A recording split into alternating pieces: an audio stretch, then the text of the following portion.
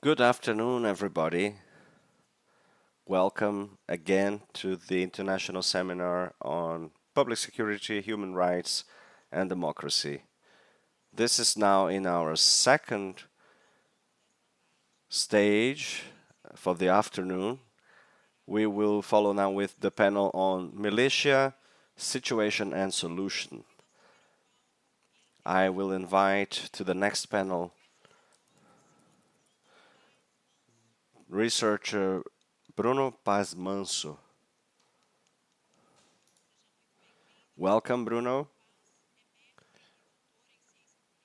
He's a master's in has a master's in political science, and he's a specialist in violence, and has been the author of many books, including The Republic of the Militias, The War and the Ascension of PCC, and The World of Crime in Brazil.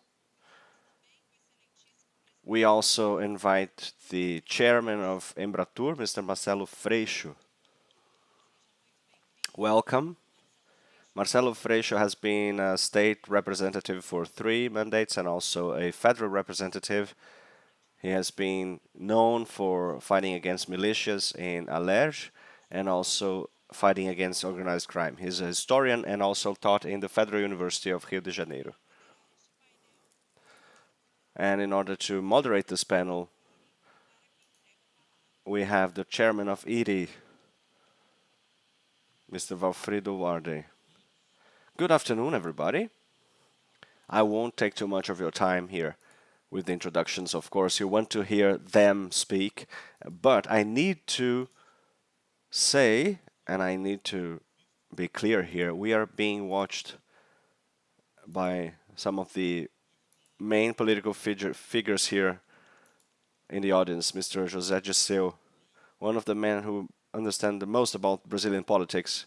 He's here watching us, so I just wanted to mention that. Bruno, go ahead. You have the floor. Good afternoon. Thank you very much. Good afternoon, Walfrido. Good afternoon, Marcelo. It's an honor to be here with you sharing this space. And I would like to say thank you, everybody, for being here. I've heard amazing talks here today. Well, since I have Marcelo here right next to me and he is going to speak about militias, he also taught me a lot about this topic. For me to write the book República das Milícias, the Republic of the Militias, and also he was responsible for my understanding of how everything happens in Brazil. So I'll try to give you some context and some background about the militias in Brazil and criminal activities in Brazil with other specificities here.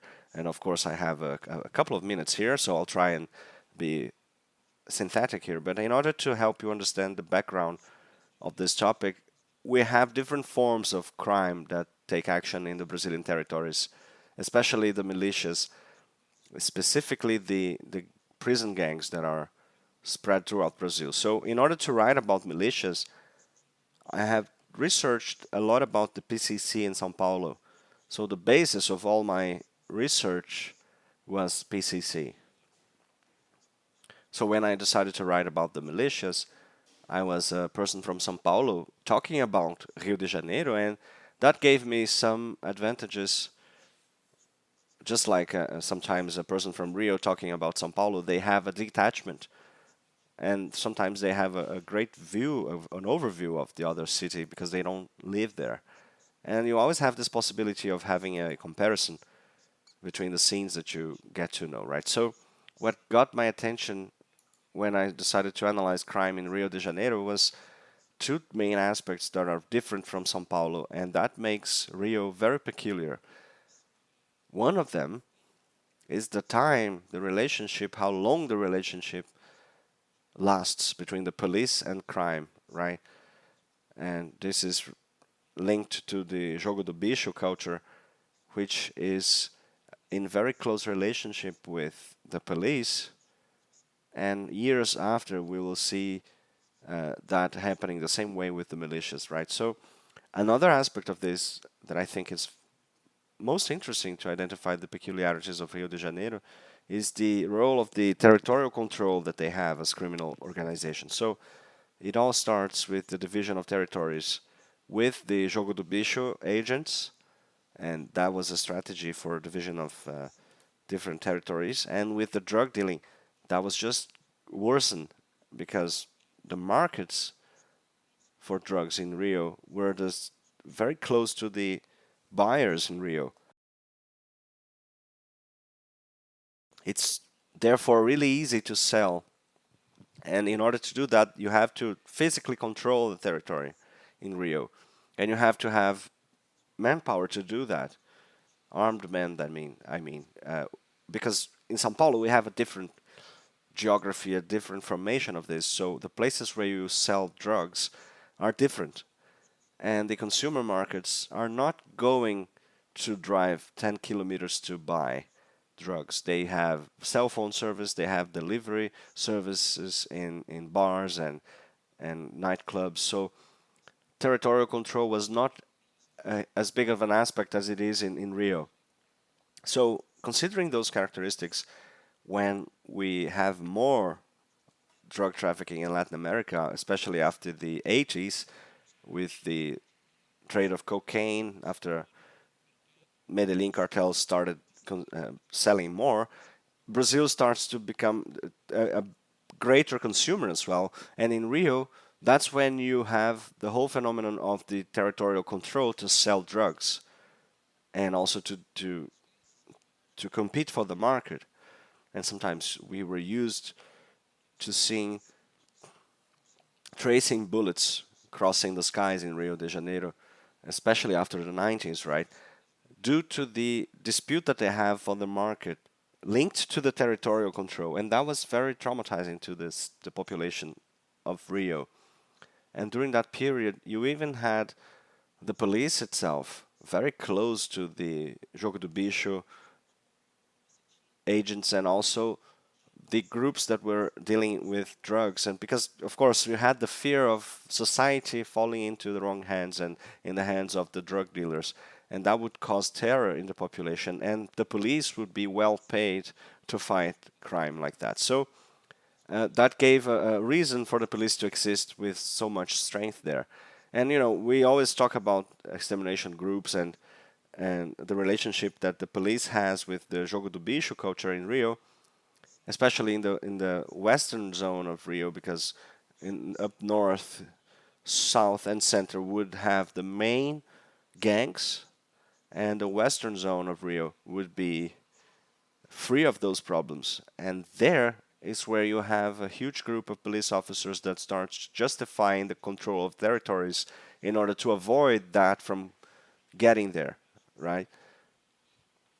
And the method that they used, they would say, well, it is about defending the community, it is about having fences, you know, and that would give them power because they would justify self-defense in order to avoid traffic to get to the western zone of the city, and they would then get control of several services such as the building of new buildings, internet services, cell phone services, and at the same time they would have a parallel revenue going because they would control territory under force, right, using guns and manpower that they had, and they would also influence in the elections because they would elect people who would favor them in their interests. So you have a very close relationship between the armed control that they have over territories, and that is very much present in the state itself.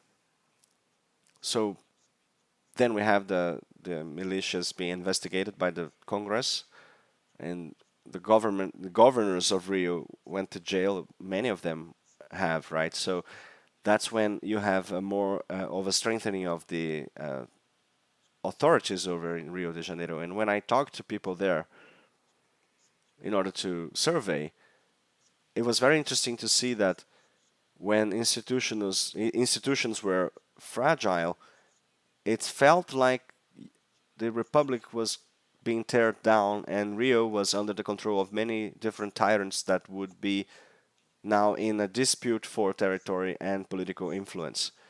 And the people in Rio, the Cariocas, as we call them, they would say, hey, this is the War of Thrones, right?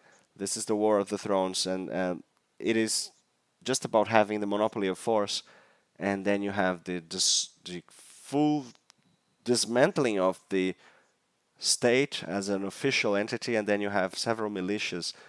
You have the Red Command, ADA. You have several others competing for territory and for power to see who could be more powerful and who could sell the most drugs. And finally, just to not to waste too much of your time here, I in São Paulo now, I think it is interesting that the São Paulo model has been spread over to the rest of Brazil, and that starts in within the prisons. So you have an increase in the number of prisons and arrests in São Paulo, and from the prisons, these people start managing the drug and the trade of drug, especially cocaine in Brazil.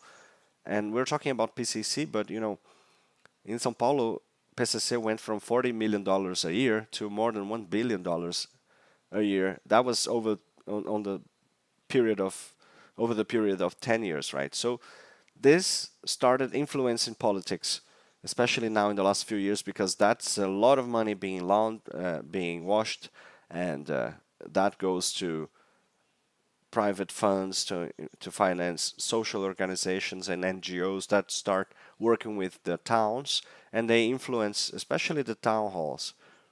And in the rest of the country, PCC is a little bit smaller, and the Red Command, Comando Vermelho, is more influential because they are influencing local leaders controlling territories in their home states, and people will buy those franchises in other states because for PCC you have unique rules and you have a board of command, let's say, and for Comando Vermelho, the Red Command, they are more horizontal and they give local bosses more autonomy. So the head of the gang, the local head of the gang, will have more autonomy, and they tend to grow faster.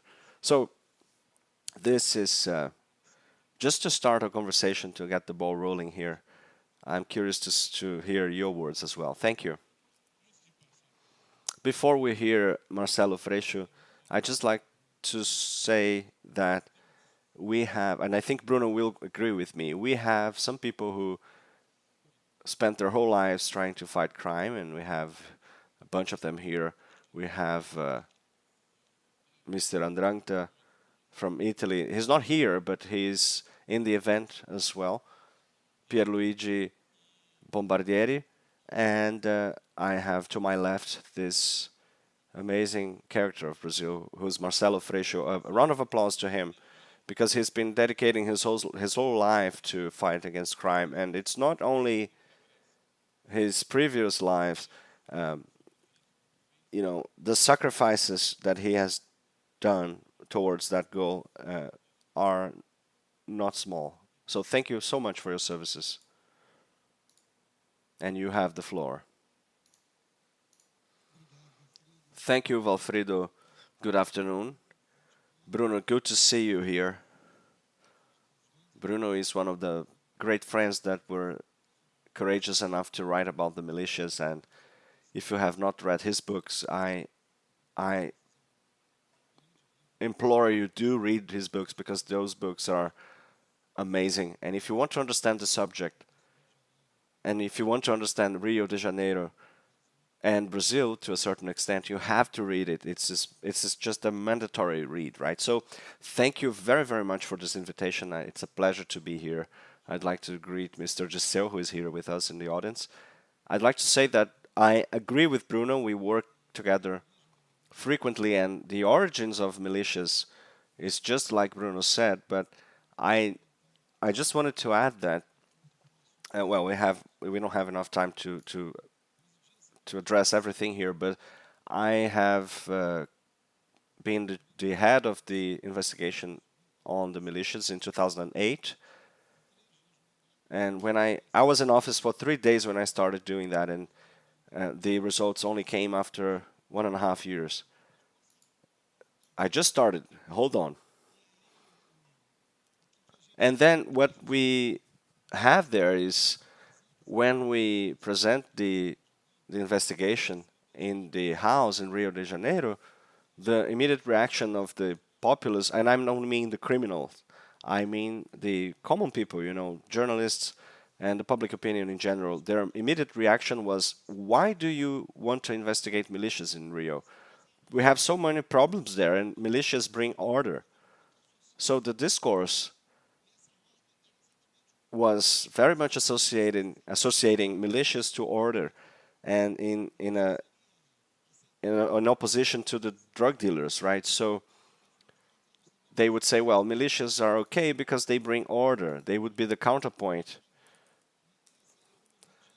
to the drug dealers and drug trade. So I think it is very important to reiterate here that when we speak about militias, we are talking about mafias.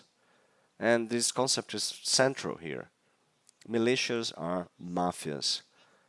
And well, you could say drug trafficking is mafias as well, or mafias as well. Trafficking is drug dealers, the drug traffickers should be fought against, and they are controlling territories, they are giving us problems, but they are organized crimes. Militias are mafias. All of the drug dealing factions were born from prisons. Anywhere in Brazil, any faction that deals with drugs and drug cartels came from prisons. There are none of them that came from elsewhere.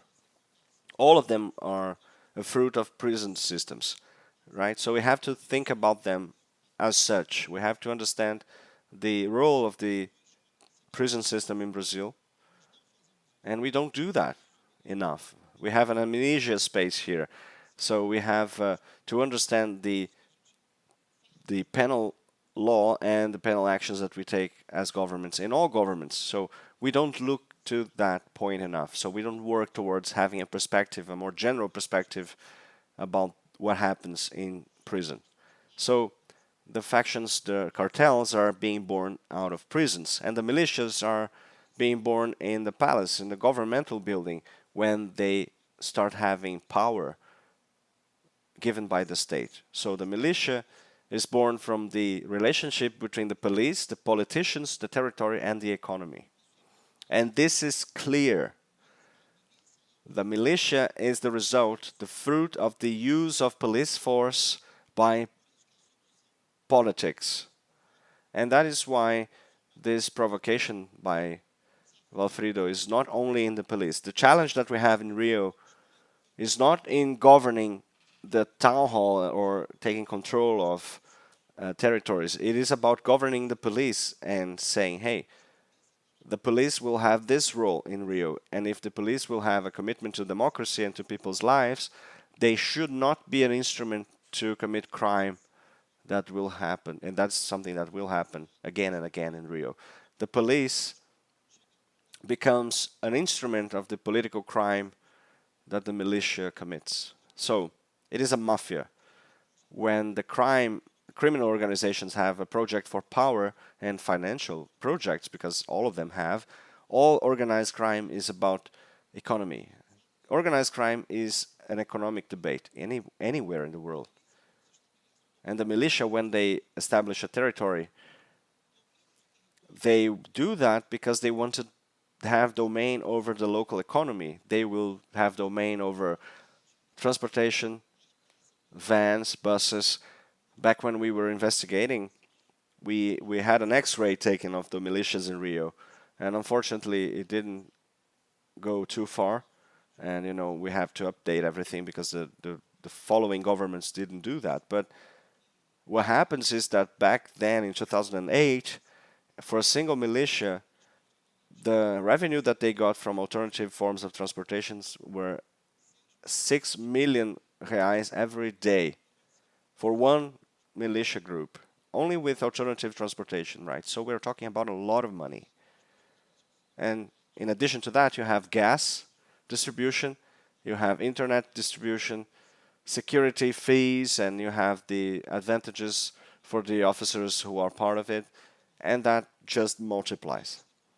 This economy gives economic power and territorial power, And that becomes a decisive element for you to understand militias. It is the first time that a criminal group will transform their military economic power into electoral power. The drug traffickers have never done that, and the militia did that. So they transform territorial power into electoral power, and they start disputing in the elections. And they do the following math. Well, if you want to elect a candidate, can it be me? And then we get to a classic scene in Rio de Janeiro, which is the inauguration of some piece of infrastructure in the neighborhood of Campo Grande, that was mentioned here by Bruno. This is in the western zone of Rio. This is Campo Grande, Bangu, Realengo neighborhoods. They had a piece of infrastructure there, and the person who was inaugurating that was a House representative from the state and one from the town hall. Both were civil police agents, and both owners of the Liga da Justiça militia. So they were launching a piece of infrastructure. They were police officers and also members of militias and also members of the house, the state house, and also the municipal house, the local representatives. So it is not a parallel state. This is a state that has been sold already. It has been auctioned. It's not a parallel state. They are acting from within the state, and they have been acting as criminals through the public machine and taking benefit of that, political, financial, and military benefit. And that's why they are mafia. And it is very important to consider this concept of a mafia. The militia has killed a justice here. And it wasn't in Italy. They killed members of the house, you know, and among those we have the most important name that has been Marielle. So they threat many authorities, they elect representatives, local and state representatives, and they have political campaigns going for them. And they only allow their candidates to take a step and participate in the elections. So this is a crime against democracy. It's not about the police only. It is a political problem. We won't solve the problem of the militias only with the police. Also because the police needs to solve its own problems through politics. And that is what we have at stake in Rio de Janeiro. And don't be thinking that this is a problem only in Rio, because it is also a problem elsewhere in other states. São Paulo has other types of problems. I'm not saying one is worse than the other. And I mean, I can only speak for Rio because that's what I understand. But in Rio we have the militias and we have the drug dealers, and the militias are a mafia. And so what happened back in the day is that when you where you had the militia, you wouldn't have drug trafficking, because they had a whole engineering of the economy that will make it easy for them to control territory.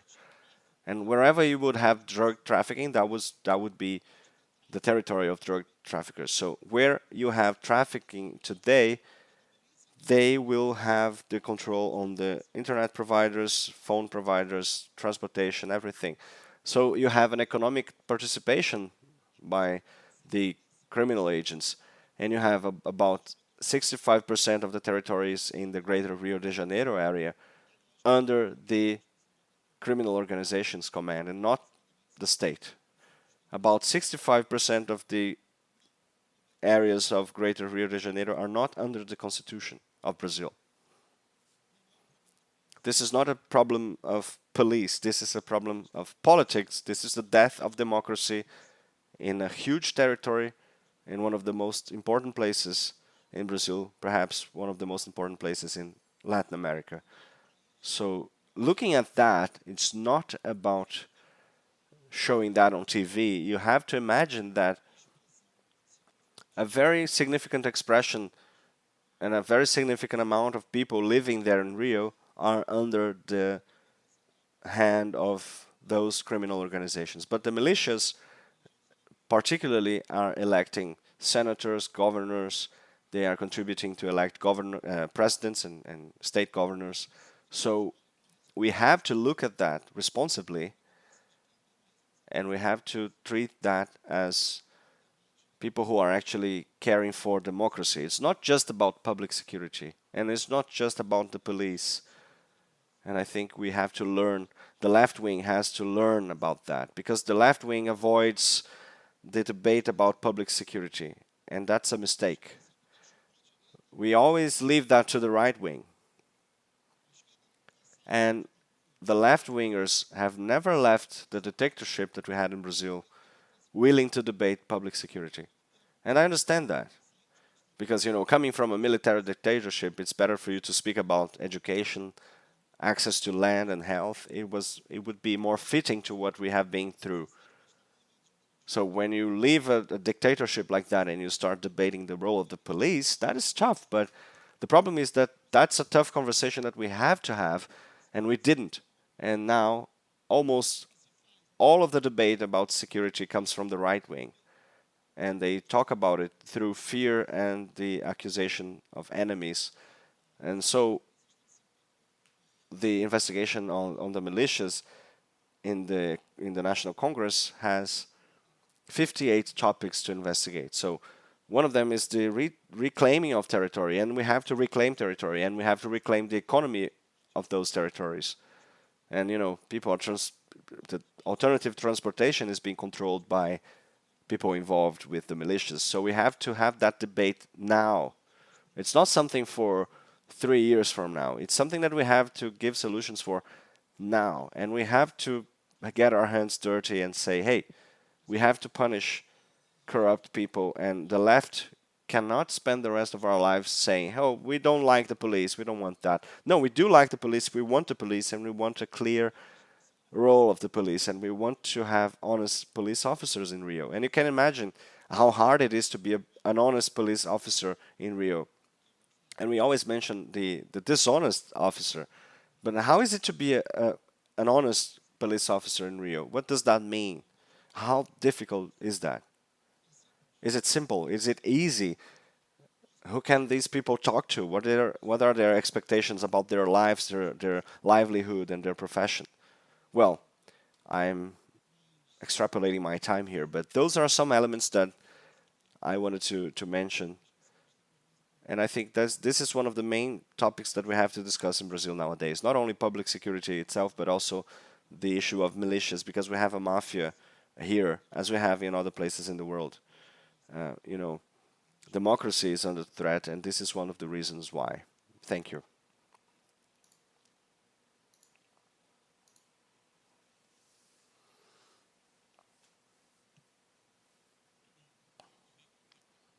Really cool. I know that we don't have a lot of time, especially Mr. Freixo, who has other things to do today. So I'd just like to ask you both a question. And it seems to me a question that is relevant for both of you. So in Rio de Janeiro, you have a symbiotic relationship between the organized crime, the traditional ones, right? So the ones that come from the prison system, such as Comando Vermelho, that has been created during the dictatorship, and then PCC in São Paulo, right? So they have a symbiotic relationship between them and the militias, it seems, because they are also a result of the dismantling of that hard hand of the dictatorship in Rio de Janeiro, right? So I have read a survey from UF about the advancements of the Red Command, the Comando Vermelho, comparing them to the militias. So we understand from that whenever the state is not present, you will have either militias or drug dealers. And whenever the police is getting territory back, you will have a growth of the presence of an increased presence of the militias as well. So this system is very perverse because the militia is infiltrating the state, and it is kind of like an obsessive spirit behind the state. And considering that, is it possible to say, well, you have a democracy in Brazil, a state of democracy, a rule of law in those places? Is it possible to say it is it possible to say, well, you should have a political action taken parallel to to police action, considering that the whole system has been contaminated before and it has been tainted by that, and I know you have been a candidate in Rio, so I would like to hear from you. Do you think it is even possible to continue to reclaim territory and win elections in Rio, considering everything that we have heard today? Well, sure. I mean, you cannot ever leave the electoral dispute, but the challenge that we have in Rio is deep, and this is a very important piece of information here. We have created a device that was a number that the population could use to call us for free and to give us information, right, as informants. So in some places we have used helicopters to do that because people needed to call us to give us information about the militia. And this was the main source of information we had. So we had the investigators and the civil police, the federal police, and the public prosecution office working for 8 months in order to generate a report that led all of the leaders, the militia leaders, to jail. They have all been arrested. We didn't have anyone left. And that shows that it's not only prison that solves everything. You know, you have to reclaim territory, you have to reclaim the economy, and you have to investigate, and then you have to keep that going with another order that should be republican and democratic and constitutional in those places. It's not about just arresting everybody, but the population that lives in those places, in those territories, they have contributed as well. And sometimes they vote for an opposition candidate. They won't vote for a militia candidate because, well, despite having the fear and it's very difficult for them to vote against them because they are being watched, right? So we have heard a lot from the population about who is a member of the militia, what are they doing, and of course we had to transform all of that into evidence. But that information that's what has been decisive for us. And the population shouldn't be choosing between trafficking and militias, right? Because that's very perverse in Rio. You end up having to choose, hey, do you want to have the militia or the drug dealers as your neighbors? Because nobody wants to choose between all of those, and you sometimes don't have a choice. So I think our responsibility nowadays is to understand that in the elections for this year and in 2026, these are very important opportunities that we have to take advantage of with a lot of maturity in order to at least start turning that page. You know, who are we going to elect locally? Because it's not worth electing people who are involved with crime. It's not just about having the right wing and the left wing. You know, in Rio, we also have who is going to govern through crime or not, and who is going to actually abide by the Constitution. And this is a decisive thing. To have an alliance nowadays in Rio will take into consideration if it is even possible to govern without crime. We have 6 governors in a row being arrested, right? 6 of them. And where have you ever seen that in the world? So this is what we have in Rio and the militias in Rio. And what does that mean to everybody's lives, right? So you have to look at the elections in 24 and 26 in order to make it possible to fight against crime using the elections as well, in order not to govern with crimes, with criminals. And the changes that need to happen in Rio, they will need the federal government to happen. They will need the intelligence services, the national forces, in order to have action taken within those territories in order to be a more permanent solution. So Rio won't be solved out of a pen, right? You can't just sign the solution. You also need a state government and the local government that is not part of the criminal organization. That is great. Bruno, I just like to hear from you. that well, remember that Rio has suffered a federal intervention recently. So when I say, hey, is it possible to have policy created and carried out in Rio within democracy? Because I'm referring specifically to that federal intervention. Do we need another one in Rio? Was the one we had not enough? Was that just a mistake? What do you think? And I've heard Freixo mention that as well, so it's your turn now. Well, I think it is interesting, to consider that because we were talking to Artur Trindade. He was here in the federal district.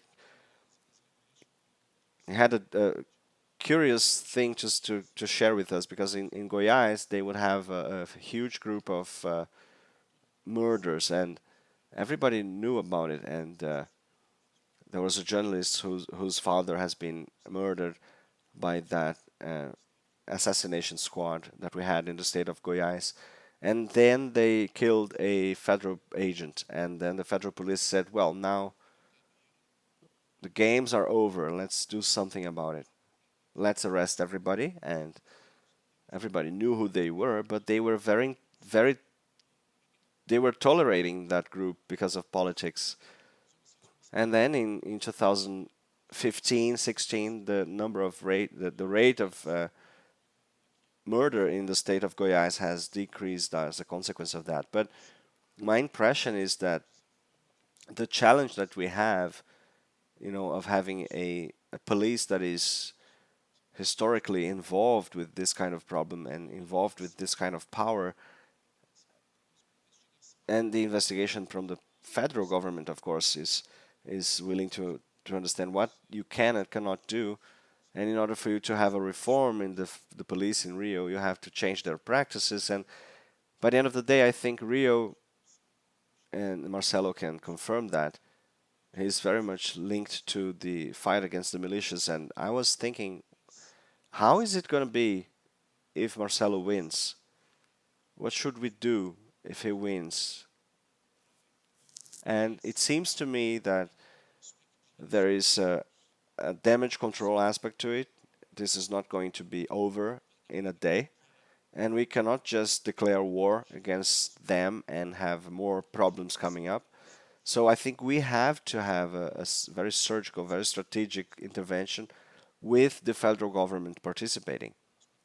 Not in terms of just an intervention, but in terms of having the federal police and the public prosecution office contributing to the state government with the state government in order to take action against those groups.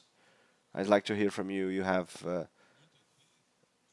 said that, Marcelo. You have said that sometimes we hear people say, "Well, Rio needs to restart from zero," and all of the police forces are dominated. They have been taken, and this is something that we hear quite often over there, right? We hear that from many people. And it seems like you don't think quite like that. Well, it's not easy to face some of those problems, but when I was head of the discussion group for the human rights in the house in Rio, we had Marielle there as well. For 10 years we worked together, and many things that we have done back then led to the creation of a relationship with the police officers, and the left wing wouldn't like that, right? They really rejected that idea because it's way easier to just say, hey, tear down the police and, we don't like them. And that's fine, but we always do that. You see, what can we do different now? And we took this discussion group for human rights and we started talking to the family members of those deceased officers who have been killed in action. So we would talk to the mothers and, the mother who is burying a child, a kid, a son, it's not a police officer. It's not a state agent. It's not a military man. It's a son, right? And that mother has died as well, together with the son. And we started working with them, especially the mothers, because usually the women are the one who hold everything together in the families. when that kind of stuff happens. So we started talking to the family members, because we have work going already with the family members of those victims that have been the victims of the state action. But also we started work with the victims of police officers who have been killed by the criminals, because that's our responsibility as well. And I was being attacked from both sides, from the left and from the right, because we had a terrible situation in the police, because the government was working with the police. And, we have to think about that. In Brazil, when we talk about human rights, it's against public security. You either defend human rights or you defend public security. And it shouldn't be so.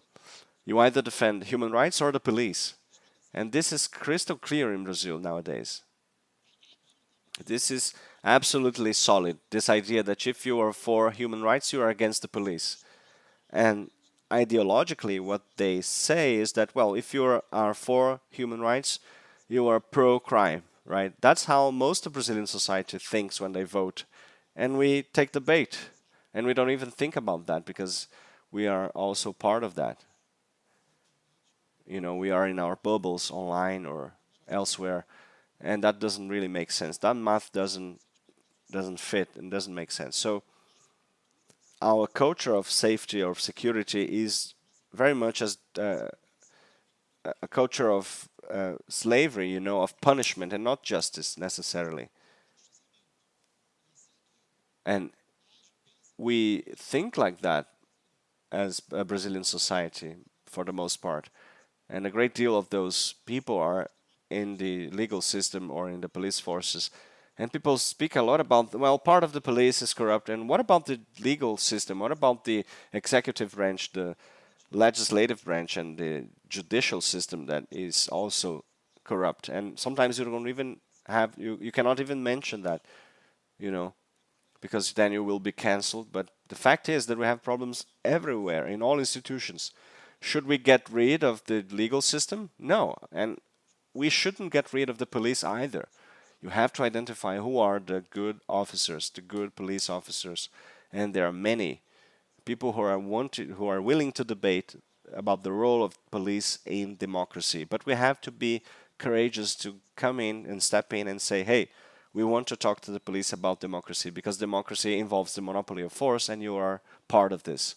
This is what we have left in order to think about Rio. Great. Your final remarks? Just wanted to say thank you for this opportunity and for the invitation. It's always an honor to be here with you. Thank you so much. Thank you, Walfrido. Thank you, Bruno. I reiterate here, it's always important to say you should read his books, and thank you for your time.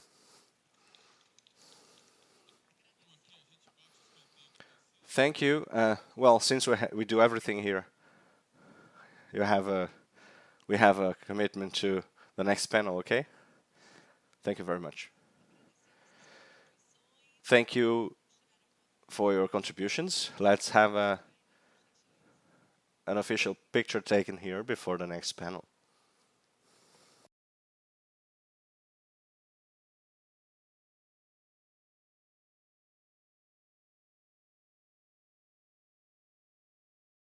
Everything is ready now for the next panel on compliance and anti-mafia actions in the public administration. I will invite Minister of Management and Innovation in Public Services, Esther Dweck.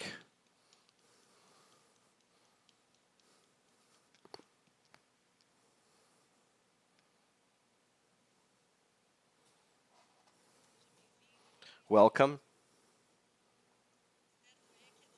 Esther Dweck is a specialist in economy and also a professor at UFRJ, and she has been the head of the advisor bureau for the federal budgetary system, and she has also been the chief of analysis for the chief of staff and also a parliamentary advisor in the Senate. And now, Mr. Vinícius Marques de Carvalho. Vinícius de Carvalho has a degree in law from the University of São Paulo. He also has a doctorate in compared law from the Université de Paris in Sorbonne, where he has been a visiting professor since 2014, and he's also teaching at the Federal University of São Paulo. And now the Councilor for the Court of Accounts of the City of São Paulo, Mr. João Filho. João Filho has been the chair of the TCM-SP from 2018 to 22. He's been a representative in São Paulo for 2 terms consecutively, and he has also been the advisor for foreign affairs in São Paulo between 2013 and 14. And in order to moderate this panel, we invite the Vice President of IREE, Mr. Valdir Simão. Mr. Simão is a lawyer. He specializes in anti-corruption. He's been the Minister of Planning, Budget and Management, and also the Chief of the Controlling System in Brazil, and also a professor in the University of Salamanca. Have a great time. I will pass on the floor now to Mr. Valdir Simão. Good afternoon. Thank you very much. First, I have to say thank you all for being here. Esther, Vinícius, João. I have the role of a speaker and also a moderator here, so I'll try and perform well. It's a tough task, actually. But I want to start sharing some thoughts about this topic that we have at hand now. By analyzing our legislation, we can see that it has the objective to assure the integrity of public procurement and public contracts, and we see that we have advanced quite a lot, and nowadays we do have a lot of norms and legal structures by the part of the institutions in order to fight against corruption and to be efficient as state agents. But the focus has always been in prevention. But it's always from the principle of having the possibility, the actual concrete possibility of having fraud in public procurement, be it to actually steal resources from the public from the taxpayers and from the public budget, but be it to also have any kind of other illegal activities. But the other thing, the main thing that I want to mention here is the following. Okay, so our legislation for procurement has just been updated, and it is very robust. Our controlling institutions are robust, and the first line of defense is also robust, but are we ready as an administration to deal with the situation where companies that are led by criminal organizations who participate in procurement transparently, presenting correctly all of the prerequisites to sign public contracts, and they actually execute contracts, they actually provide services as hired, but in the end, we are dealing actually with companies that are washing and laundering money from illegal activities. So our legislation for public procurement and also the law for contracts make it very difficult to find a legal device that will make the administration responsible or accountable for this kind of activity. So the entire procurement process is carried out based in what we traditionally consider to be normal, right? So you have the technical, financial, and fiscal means to do that. You have everything up to date, but we have never spoken about integrity, right? And the new law has actually tried to bring compliance tools and instruments, but it didn't really work out. we haven't dealt with integrity as if it was a necessary part of the requirements for a company to be under public procurement and to sign a contract with the state government, right? So one of the main policies that we have is meant to fight against money laundering, and I have never seen in the public administration a policy. I have never seen a policy in the public administration that would be clearly meant to avoid companies from winning public procurements in order to wash money to carry out this kind of money laundering operations, right? And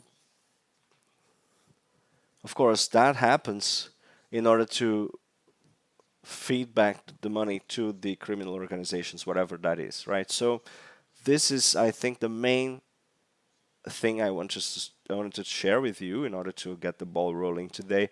And of course, we might have to be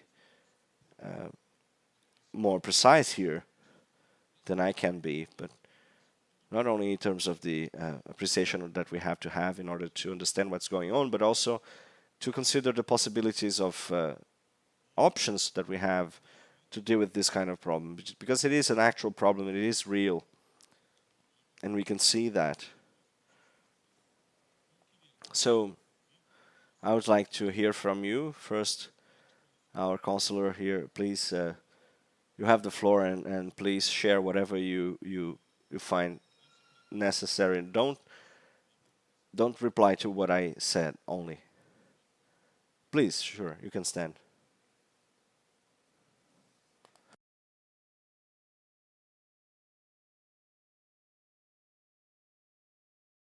What an honor to be here with you in such an important event. Congratulations, Walfrido, and all of the organizers. I consider this event to be one of the most important in this debate during this era that we are going through in Brazil. So I'd like to greet you for that, and also Esther, and my dear friend Marques de Carvalho, Mr. from the Union Comptrollership. So I have a huge respect for you and also for the job that you have been doing as of late. And Valdir Simão, I didn't have the opportunity to be with you every day, working with you daily, but I was with you when you were head of the Public Comptrollership Agency. So, of course, I would like to say that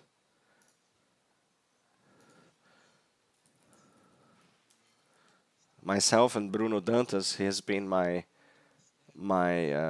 tutor at university. We were the only ones from back in the day invited to participate in this event. And we have the Court of Accounts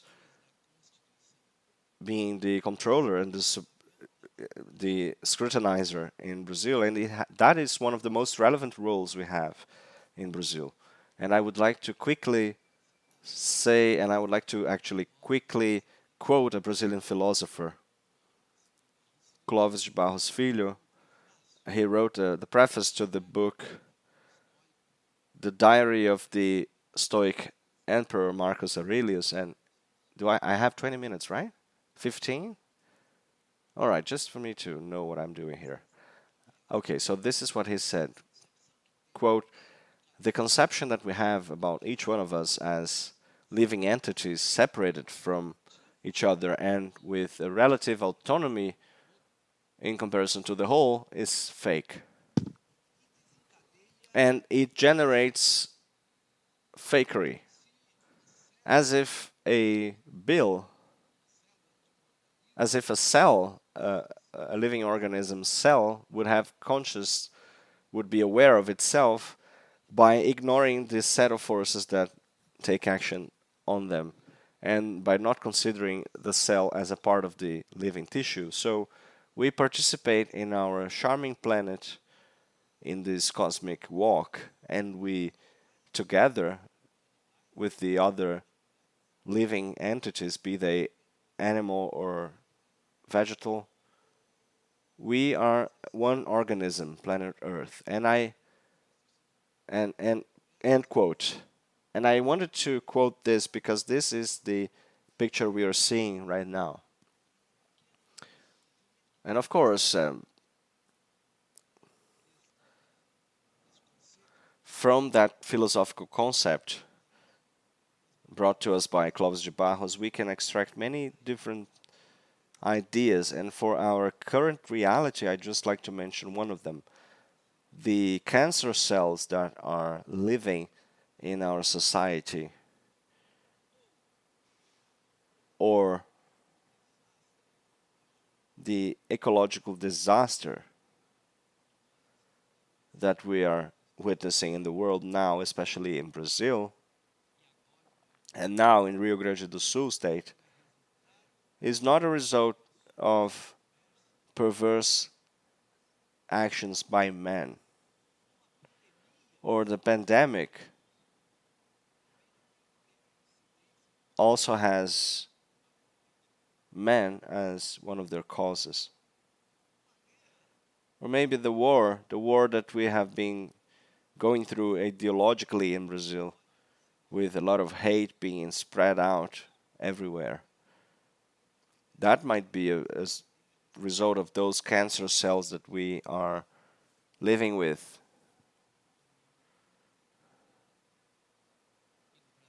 In the world, and in Brazil especially. Well, my first approach would be the state is a necessary entity. It always has been so.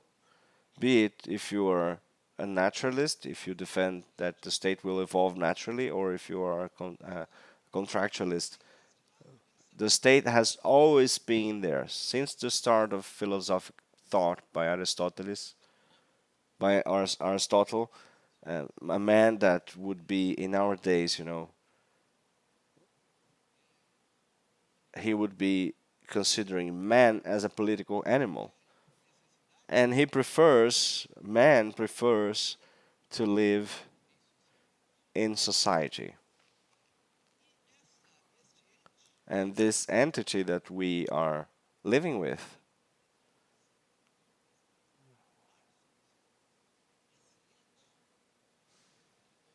this entity that I'm mentioning, the state, is not an abstract one. It is concrete through the actions of its agents that make it up. So what is the state if it's not the police officer or the professor at the classroom and the lawyer who deals with a defendant, or all of those, right? So it is a concrete thing. It's not abstract, and it expresses the action. It expresses itself through the action of its agents, and the agents are human beings.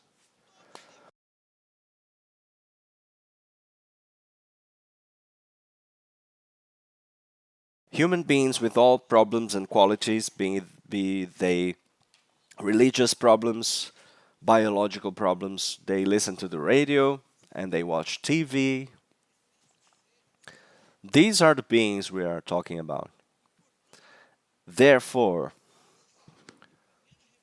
the first reflection I bring to you is that we are not talking about a neutral entity. We're talking about an entity that is indeed ever polarized, because that is how we understand. This is how we understand. We're not talking about only about the state, any state. We're talking about the state of democracy and the rule of law. And the rule of law is born out of those very differences. And at the same time, the rule of law and democracy are the instruments to deal with those differences. That is how rich democracy is. Bobbio, in his book, The Future of Democracy, has a a passage that I really love. He says that the natural state of democracy is to be always transforming. Because that is what democracy is. It's an unfinished product, always. And that's what I call in a small booklet that I wrote about considerations on politics and the state and society. I always say that this is the progressive consensus. Democracy is not about conformity of opinions or general conformity of opinion. That is a consensus, and if we have the four of us here, we are probably going to agree on most things and we won't reach a consensus on everything. So you can imagine a society such as ours, which is a plural society, a massive one. So democracy is the result of agreements. And those agreements are different from general opinion confirmation. These agreements are the art of the possible. So we are together in this room in order to continue together. Let's seek an agreement between ourselves. And tomorrow that might change, and this is again mentioning Bobbio. The agreement might change, it might be reformulated, and that is what democracy is about. So if you don't understand that dynamic of democracy,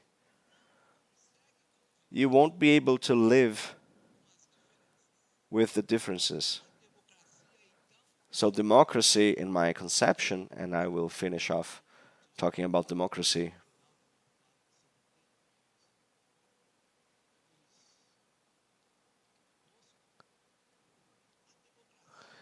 Democracy, therefore,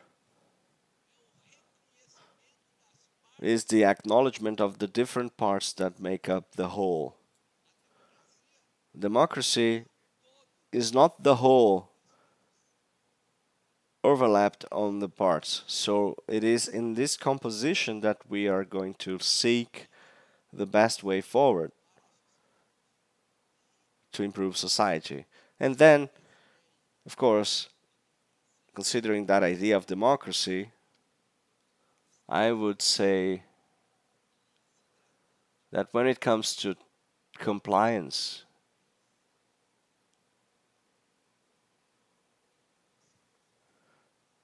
in the public civil service and the conformity to law and internal regulations and external regulations, ethics standards, moral standards, with the final goal of promoting integrity and transparency and compliance within the organizations. Honestly, my friends,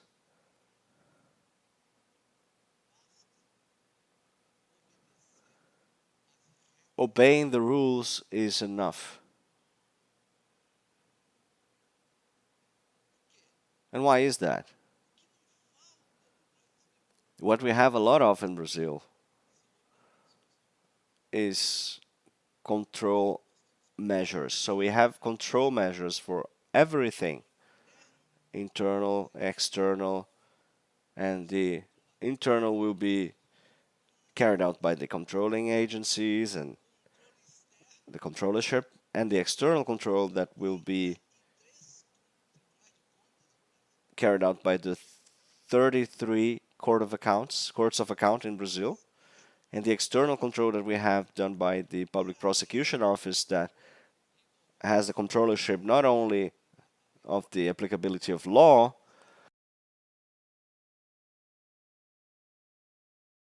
they also have the constitutional mandate to perform preventive actions for public policies. And I don't know if they should, and I don't know if that's good for democracy. The judicial control with definite decisions under provocation. So what we have a lot of in Brazil is control.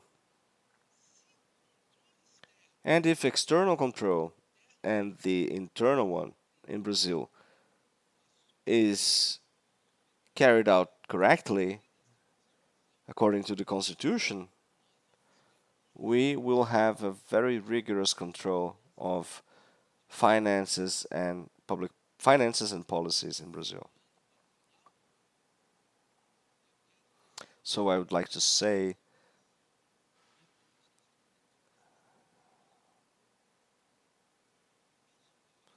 I am a defendant. I am a defender of a type of control that we have in Brazil that is carried out by the external controllership that should be undertaken before we waste public money. And doing that before we waste public money is about valuing the prevention over the repression actions. Repressions and causing fear on the public management, fear of signing anything. So external control has to value the instruments we have to make public policies correct and clearly transparent according to what the Constitution says that is the meaning of having a state and having a state of law, a rule of law.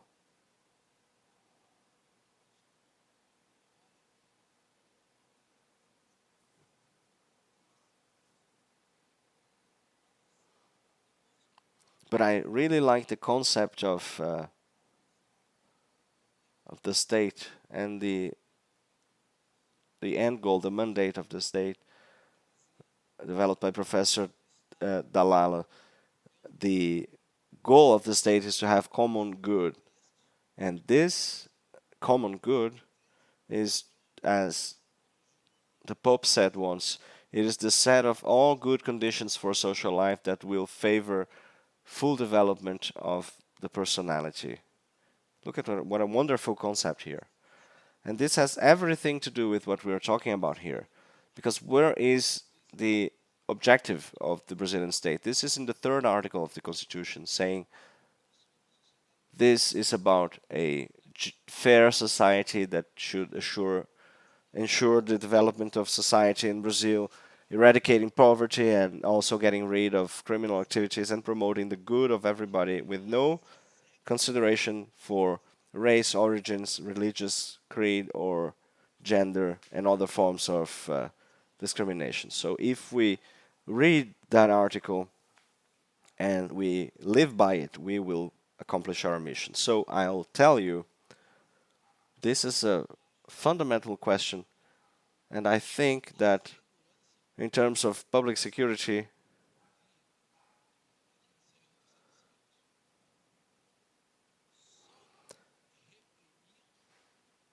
the repression alone is not sufficient. It won't solve the problem. I could see in the state of São Paulo, I see our version of Skid Row, the Cracolândia, I will see many operations to arrest drug dealers. They will arrest 60 people. One day they arrested 80 dealers. And those kids,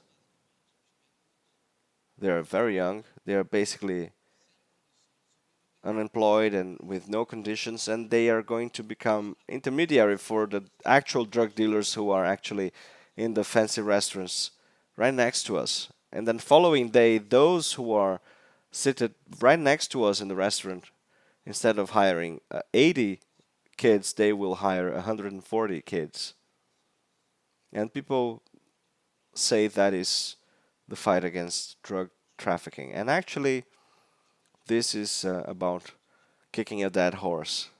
And first, we have to repress drug trafficking because the dealers are actually sitting right next to us in the restaurants. And then we also have to have preventive actions in order to save our youth and make them study and work. Thank you.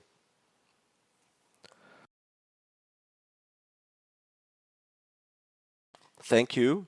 This topic of the role of the state and the controllership in Brazil is a very dear topic. And the question really is how to reach a balance point in terms of when you compare prevention and repression, right? And as you said, we don't lack control in Brazil. We lack the efficiency in control. And there is something wrong, and we're doing something wrong there. And now, passing the floor now up to Vinícius, we talk about the internal controllership and also how sure we can be that the public policies will be well implemented. But Vinícius said today, earlier today, that this topic of compliance, when we think about mafias and also criminal organizations that are infiltrating the polices, this should be seen under the lens of the private sphere as well. And as you know, this is not an activity that is criminalized in Brazil. So you can't just expect that a criminal organization will participate in public tenders and public procurement and provide services to the state and then take action. As I said, our legislation has a huge stimulus to engage the citizens in controlling the quality of the services provided. But then we have no tools or no instruments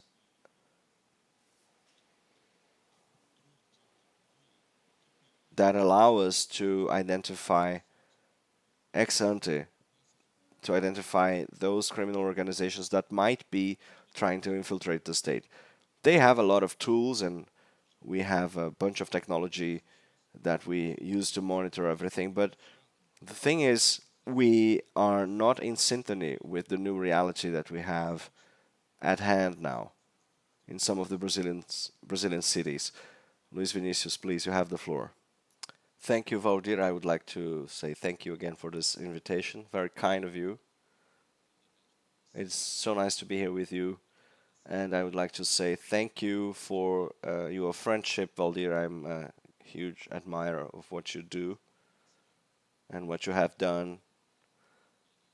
Back when I was the chair of CADE, and we have had so many meetings together discussing such relevant topics, such as the law, the Anti-Corruption Act, and the new law that has been inspired by the previous legislations that we had that have been so successful. So, Esther, greetings to you as well. She has also been a great partner in establishing good public policies in this alliance that we are trying to develop between management and control. And João Paulo, it's nice that you have mentioned the preventive control. And of course, that is paramount for us to have the support of the managers as well. You know, it is important to be there whenever you have normative acts being written and the new norms are going to be incorporated in the legal system so that we can design the policies and the programs. And this is happening now with regards to all of the structure that we are developing to respond to the crisis in Rio Grande do Sul as well. I know João Antonio since way before he knows me, actually since when he was a representative in São Paulo for 3 terms, right? Back then I was the advisor for the Bureau for Education under Marta still, and you have been the vice mayor, right? Yes. So I really admire his work since then. I was going to speak about something else, but now I just changed everything because I've been provoked by Valdir today, and his provocation is very positive actually, and it makes me think about what we have to deal with in order to reach the other side of it, right? So the traditional model of facing corruption or facing the formulas for corruption that are now very well known has been instructing many different agendas during the 90s and the 2000s. And it is a model that says, well, corruption is equal to the monopoly of the decision-making process plus discretionarity, plus discretion minus accountability. And that monopoly of decision making is the monopoly of the state. So when you have concentrated decision making power on the hands of the state and a lot of discretion and no accountability or very little of it and no control, you will have more corruption. And this formula is very famous now. And looking at the 90s now, and I think that has to do with what we had just heard from João Antonio as well. During the 90s, the development of tools came up as a way of dealing with the three variables, right? So one of the tools that we have developed during a long time, and it is a typical tool for fighting corruption, is to deal with the monopoly of decision making, right? So if you decrease the amount of monopoly you have in decision making, you decrease the amount of the size of the state. And if you do that, if I decrease the amount of things that the state has to do, I will automatically say, well, I have more of a positive impact on corruption, because if the state is under corruption, I should have a positive impact on corruption. And with that, I can decrease the discretion, and we might have a bunch of mechanisms that we could use for that, and I won't get into details of this, but we could also increase the mechanisms for accountability and controllership and so forth and so on. And what happened over time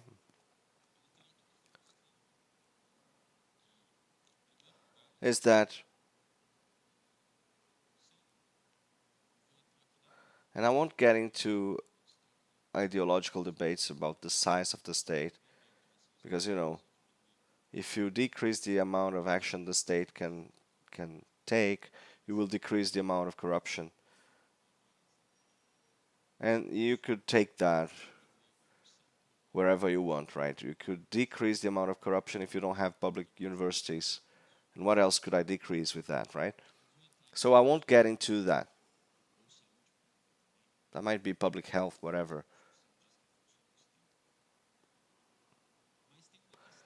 But you have an interesting issue there, which is the fact that when you have this kind of movement, you're not necessarily decreasing the amount of corruption, because you might bring the corruption to other areas, to other spaces, to other dynamics in this relationship between the state and the companies. So, for instance, if I privatize a company, and I'm not saying I'm against it, I'm just showing you the problem. If I buy a company and make it private, let's say it's a transportation company for municipal buses, I could say, well, I would have less corruption here. On the other hand, however, this company has been privatized, and they are eventually going to compete for public procurements, and they want to sign contracts with the government, and they will debate the regulations imposed on them.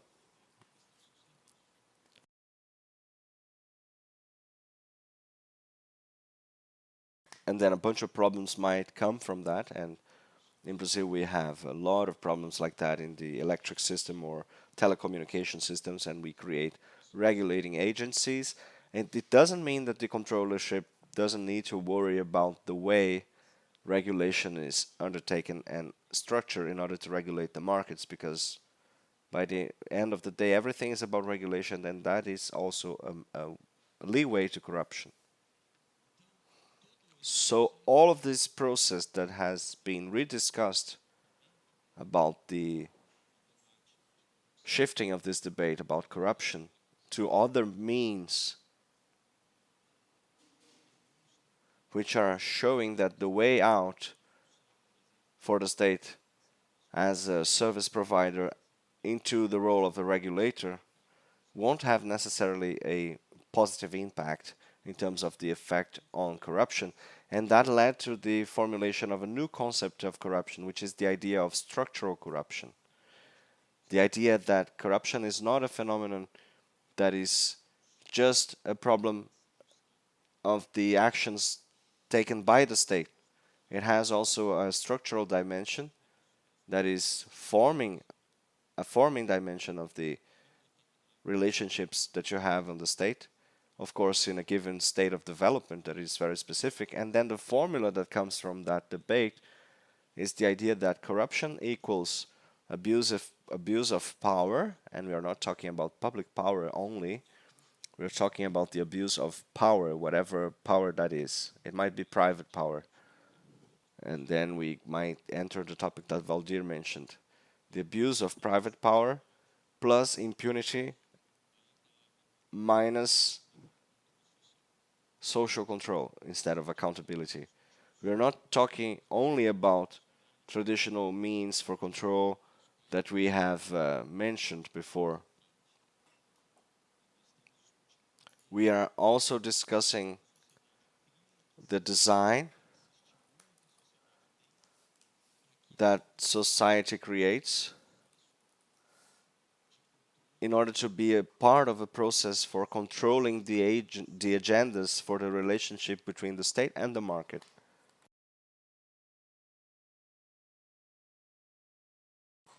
And that is a concept we have to bear in mind. You know, the idea of the integrity being turned not only to what I mentioned this morning, which is what the state demands from a private company from the standpoint of compliance to sign a contract, right?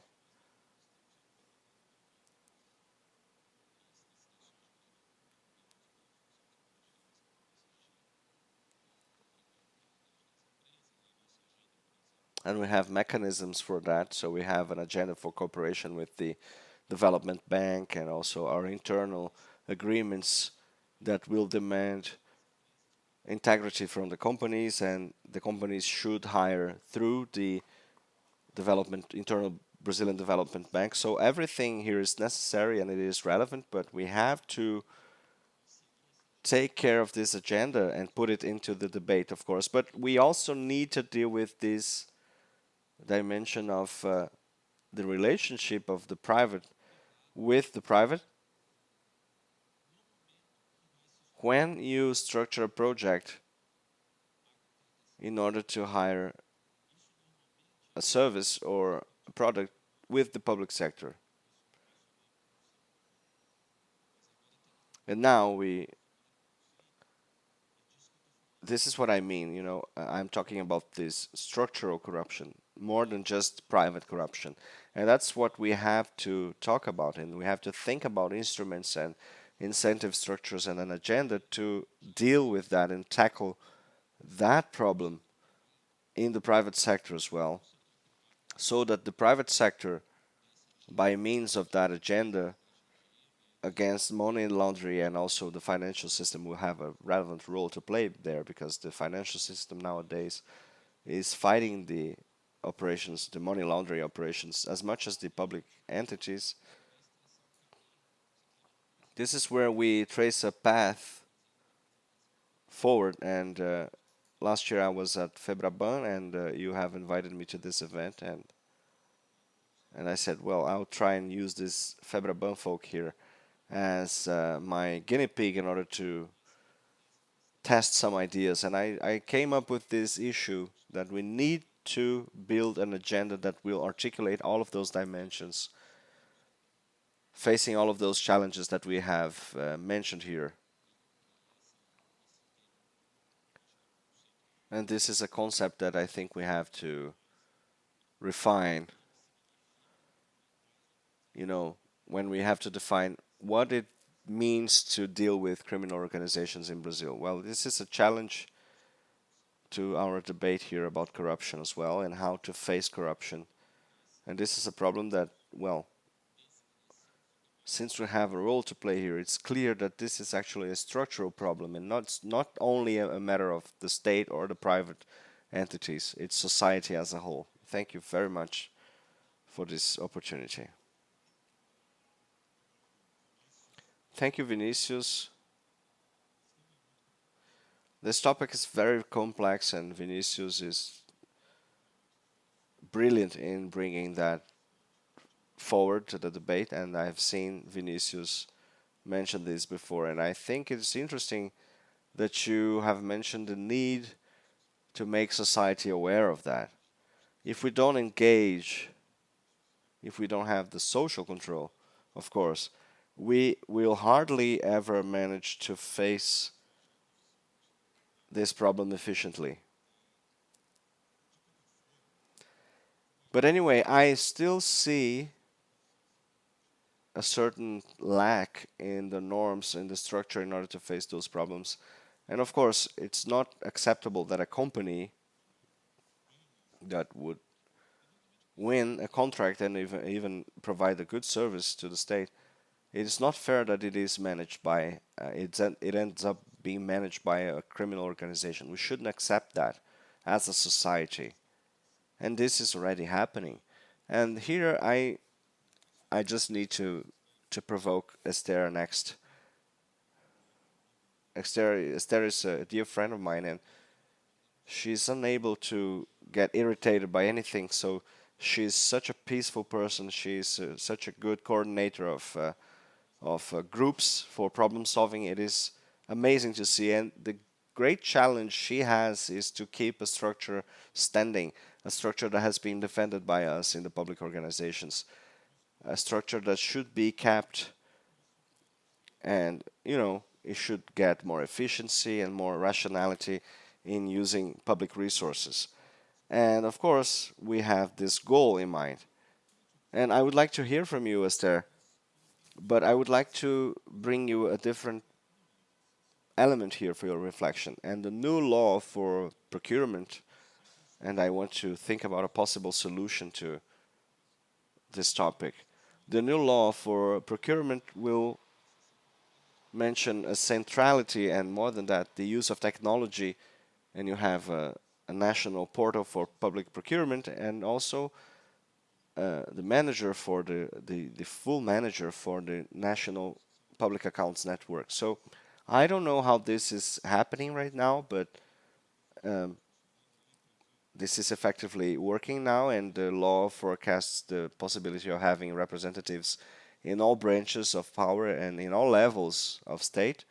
And unfortunately, no participation of the civil society, which I think is paramount. And I think it is paramount also as a means to represent the service providers and the companies that provide services to the public administration.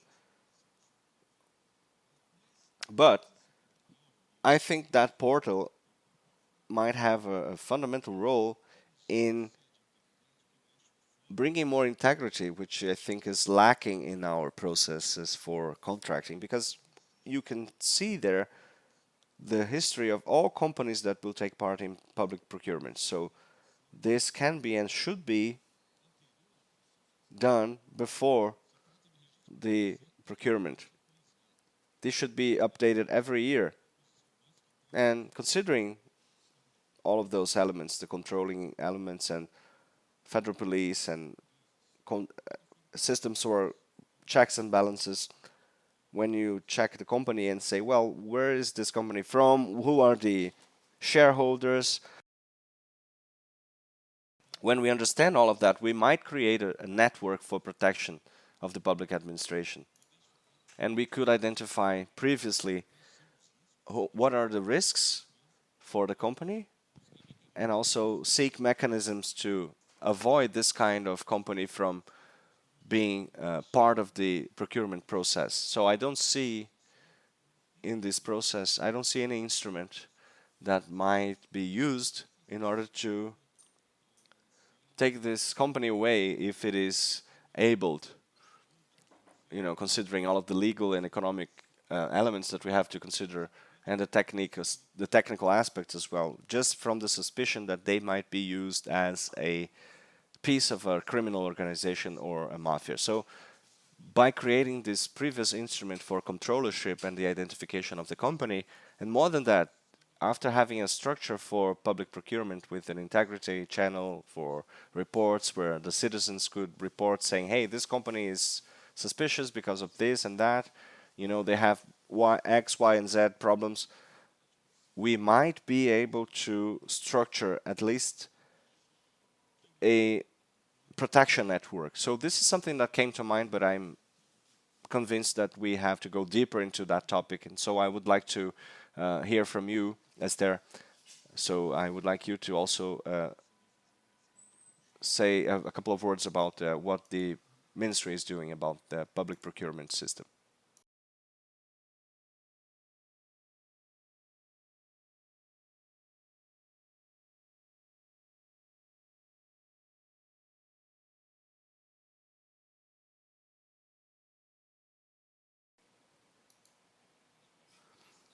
Well, first I would like to say thank you for the invitation, both to Walfrido and also Valdir Simão. They are great friends I've worked with before in the ministry. So he's been in all levels of government. You know, he's been through all of the experiences possible. So in addition to our previous friendship, we have been working quite a lot together, and we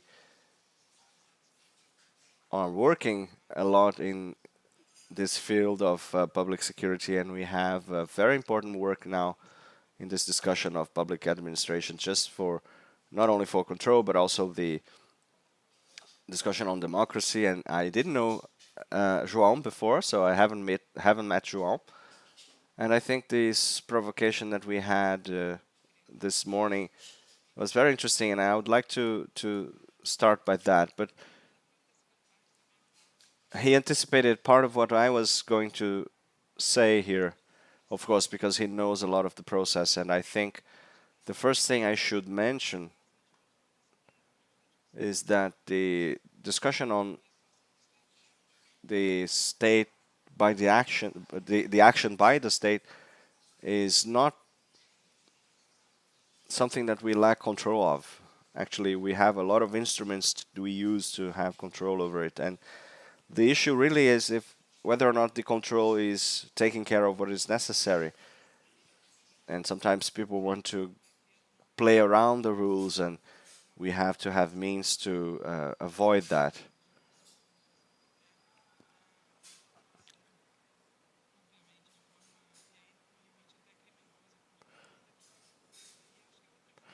And the other thing that Vinícius said that I agree with is that sometimes, especially in debates such as the debates that we had in the 90s and early 2000s, since the 70s really,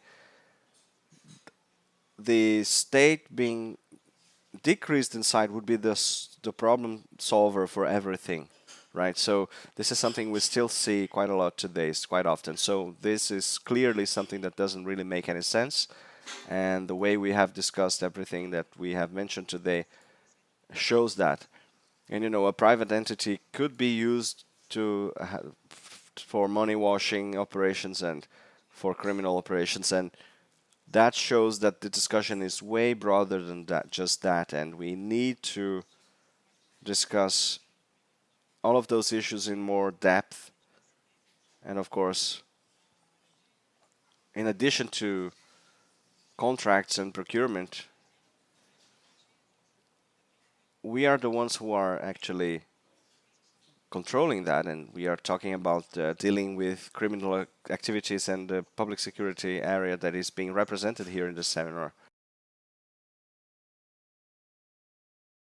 And we have to act jointly in order to provide a response to this very problem. So, from the point of view of public management, and I would like to agree with Valdir here, President Lula's idea of creating a ministry to deal with public management specifically has been a great idea in order to improve the quality of the delivery of services that we have for the population in general. And of course, that is the main goal we have.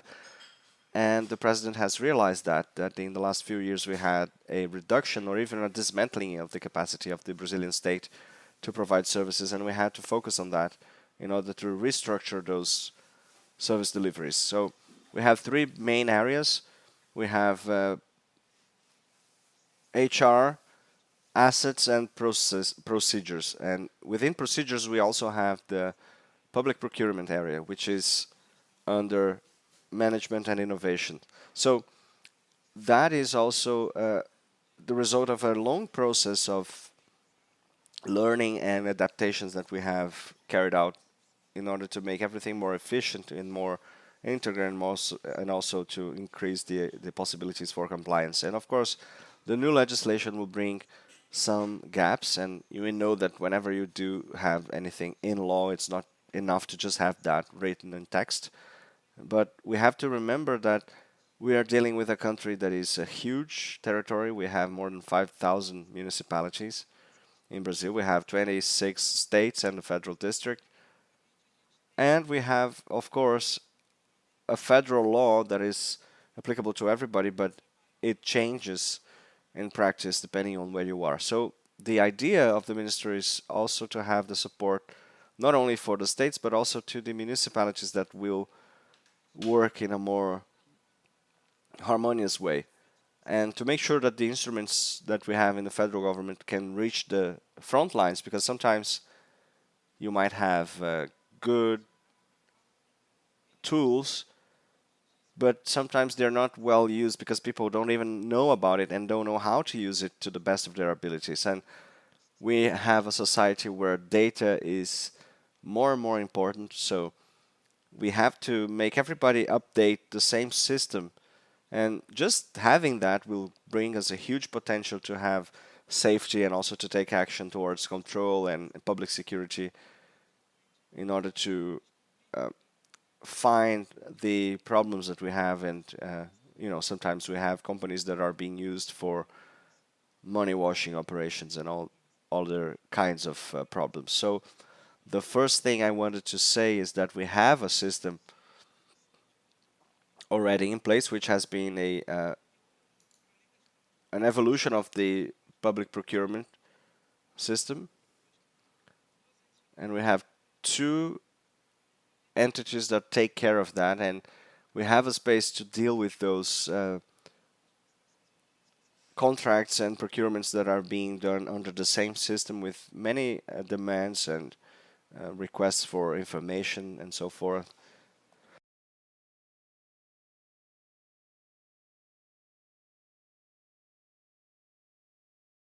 And that is a huge space where the federative entities can take action, and so that we can have the same work in harmony. And that is a central element of this compliance policy, be it anti-mafia or anti-monopoly, for instance.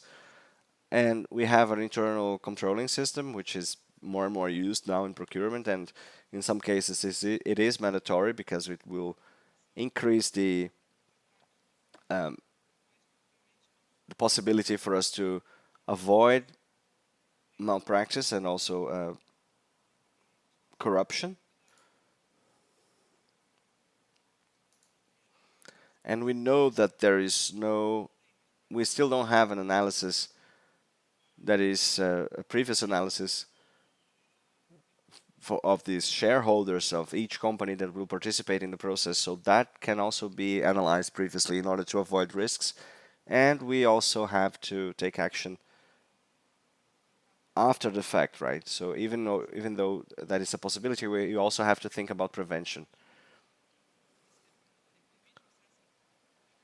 So I think this topic is a possibility for us to discuss the access to information and the amount of control we can have on the direct controlling systems. And also one of the things that we have been doing for the improvement of this partnership with our controlling agencies is the Alice robot from CGU, right? Because they are actually creating the warnings that we will use in order to assess data and to make sure that we can create warnings to any possible problems that we might have. And in the ministry, we have been working in partnerships in order to develop processes and systems in order to increase the compliance in the analysis of data that we carry out. And there we can identify suspicious behavior and prevent possible irregularities. So this quest for compliance is not only in public procurement on the federal level or state level, but also in the local level. And we have a very powerful system which is called Transferigov, which is where most resource transfer is carried out between entities of the state. So we have many other systems in place, but they are all more and more directed to this one system that will be unified soon. And it is a way for us to have more security, and it is a way for us to ensure that we can see what happens and have everything in one place so that we know what the federal assets are being used for in order to increase the quality of the system and the quality of information that it will allow us to better monitor all of the activities that we carried out.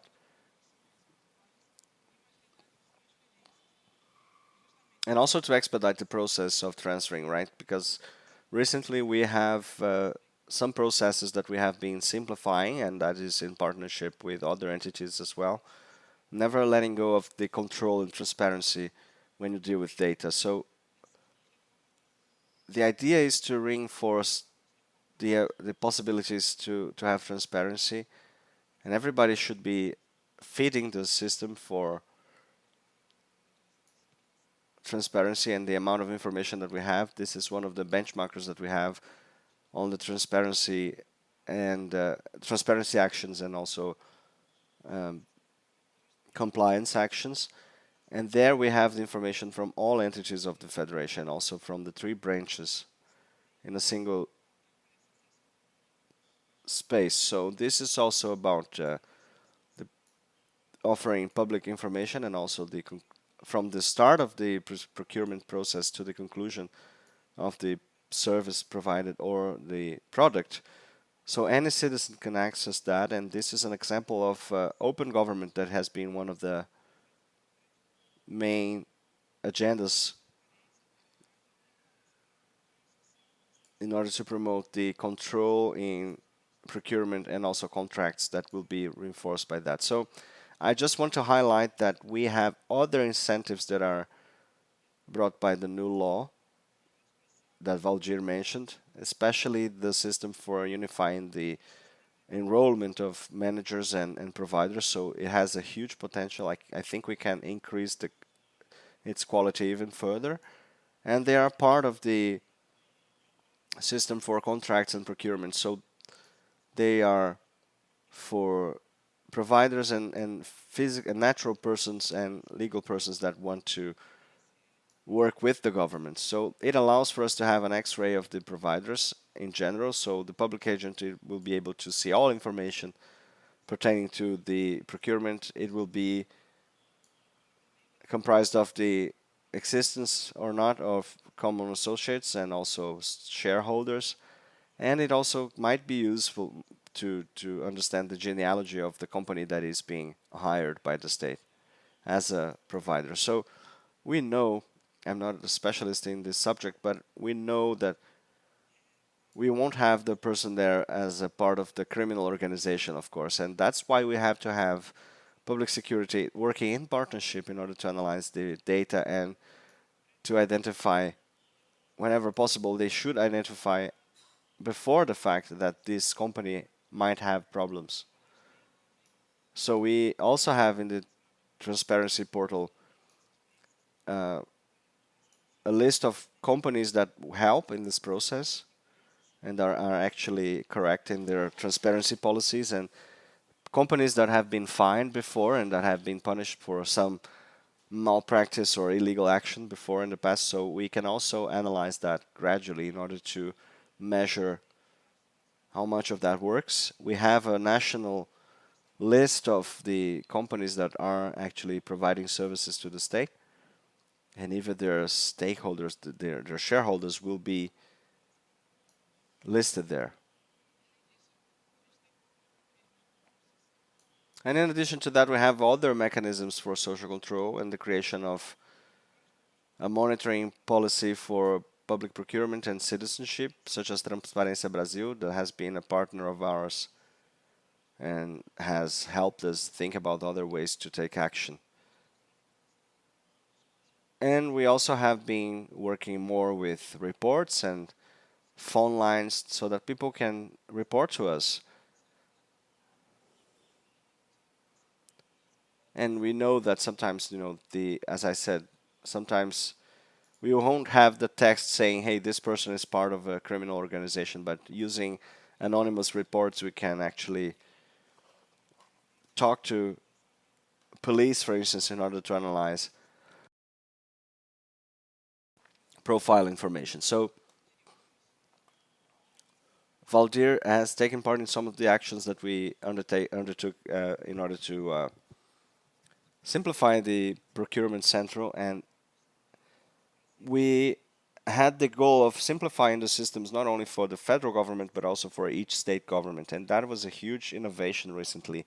We have implemented that in the federal government. Now we only have one bureau providing service to 3 ministries directly in many areas, including contracts and procurement, reaching the number of 20 ministries because we have now ministries that are dealing with the state bureaus directly. So that helps a lot because they have unified methods of work, and I think we have a huge space to take action and also to increase quality. And of course, I would like to bring an initial point here. It's not about having more control.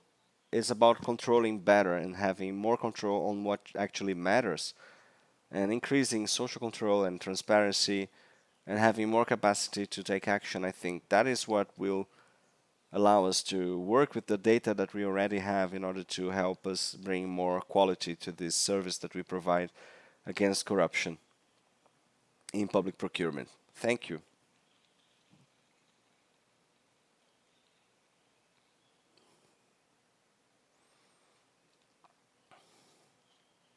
Well, we don't have much time left.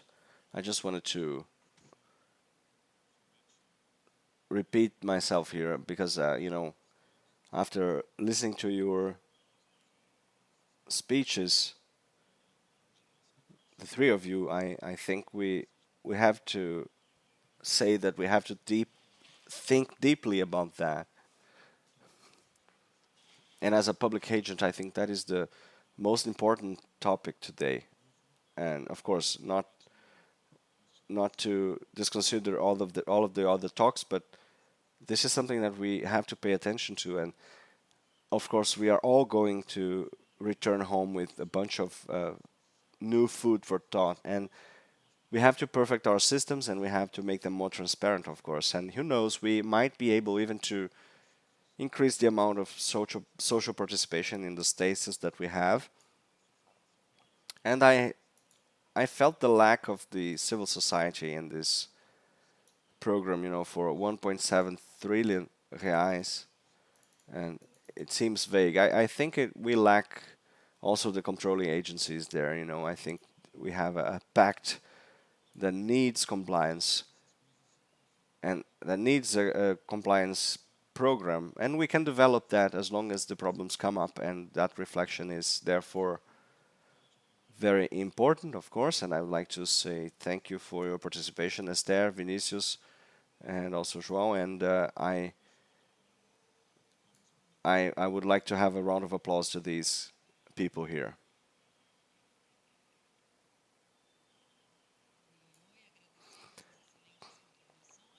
Thank you all for your contributions. Let's have the official picture taken here for this panel.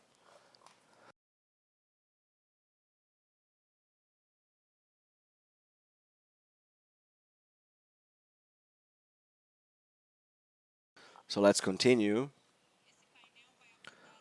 The panel now will deal with the topic of repurchasing of guns as a strategy for public security. I will invite the former mayor of Chicago, Ms. Lori Lightfoot.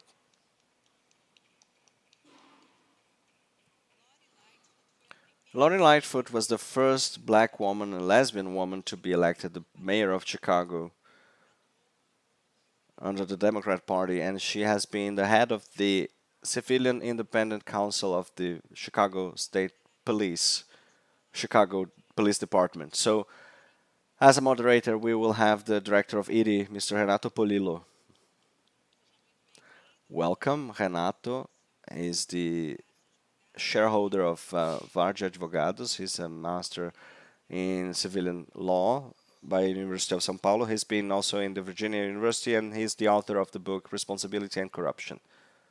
You have the floor. Thank you. Good afternoon, everybody. It is an honor to be here with you today. Senhora Lightfoot, muito obrigado por estar aqui novamente, por se juntar a nós hoje.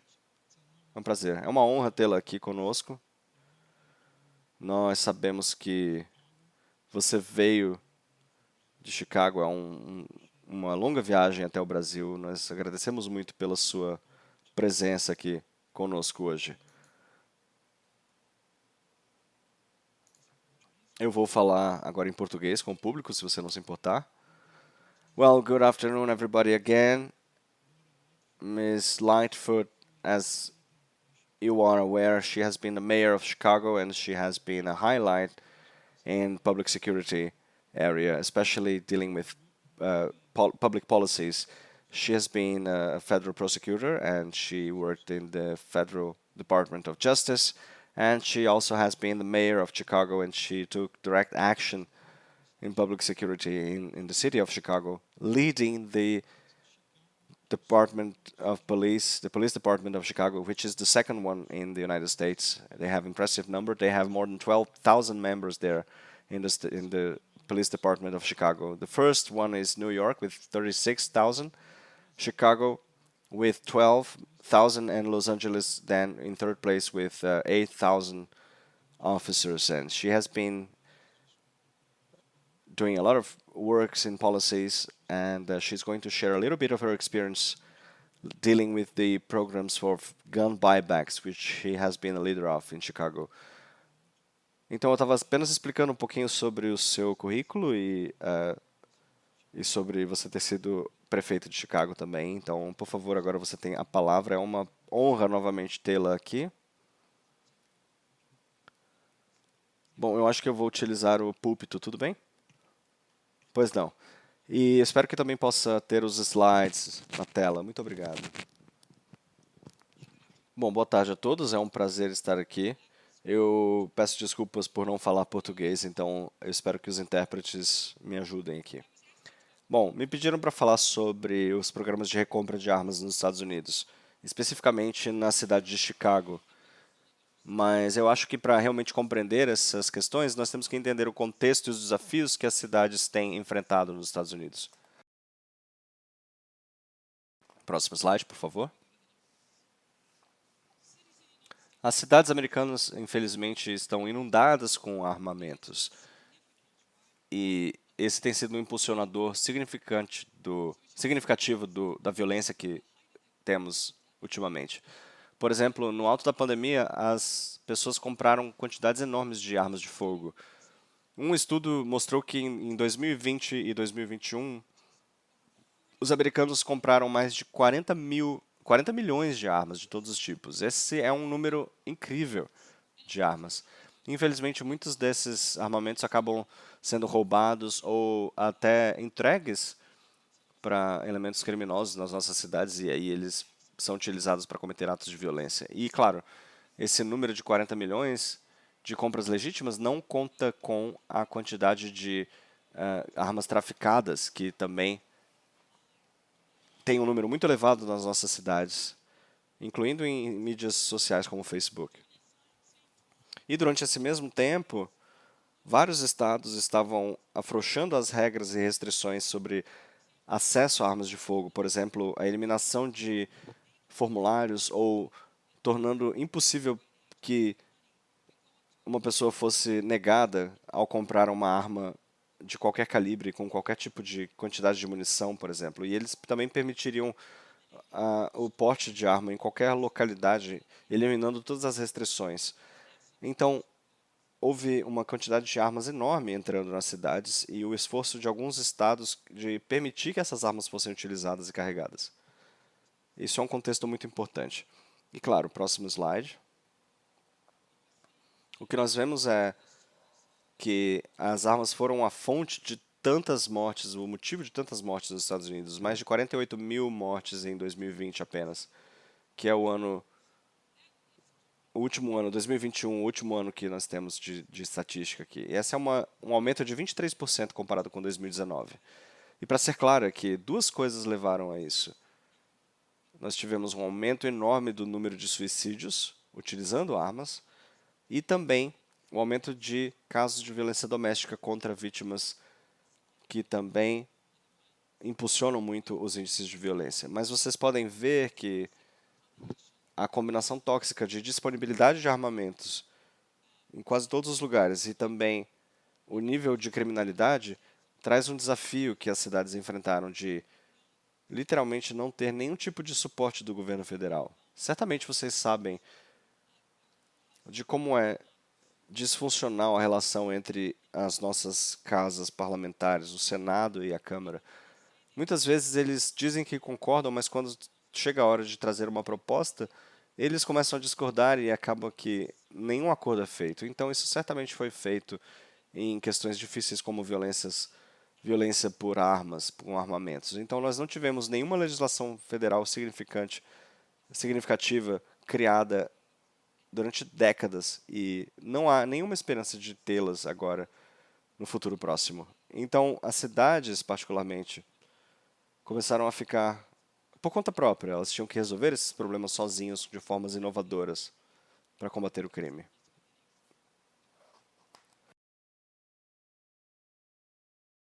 Então as iniciativas de recompra de armas estão aí já há muito tempo. Elas começaram na década de 60 e se tornaram mais comuns na década de 1990, quando as cidades americanas estavam passando pela crise terrível de crack e cocaína, que era uma epidemia mesmo. E nas versões originais nós receberíamos qualquer tipo de arma, seja em boa condição ou não, para tirar elas das mãos desses indivíduos. Em Chicago, um fato que vocês devem saber é que o Departamento de Polícia de Chicago, por vários anos agora, tira mais armas da rua do que Nova York e Los Angeles combinadas.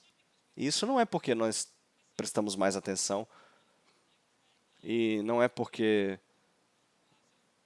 nós temos estratégias melhores ou pessoal mais bem treinado.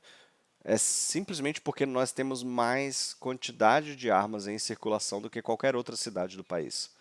Nós estamos cercados de estados como Indiana, como Michigan, como Wisconsin, que são muito relaxados nas suas regulações em relação a armas de fogo, e essas armas facilmente cruzam a fronteira para uma cidade como Chicago. Se você for para Indiana, você pode levar um punhado de dólares. Você pode dirigir 1 hora até a fronteira e você vai lá e pode comprar armas de calibre militar, e você pode trazer isso de volta para Chicago. E, infelizmente, esse é o desafio com o qual tivemos que lidar como departamento de polícia e como governo também.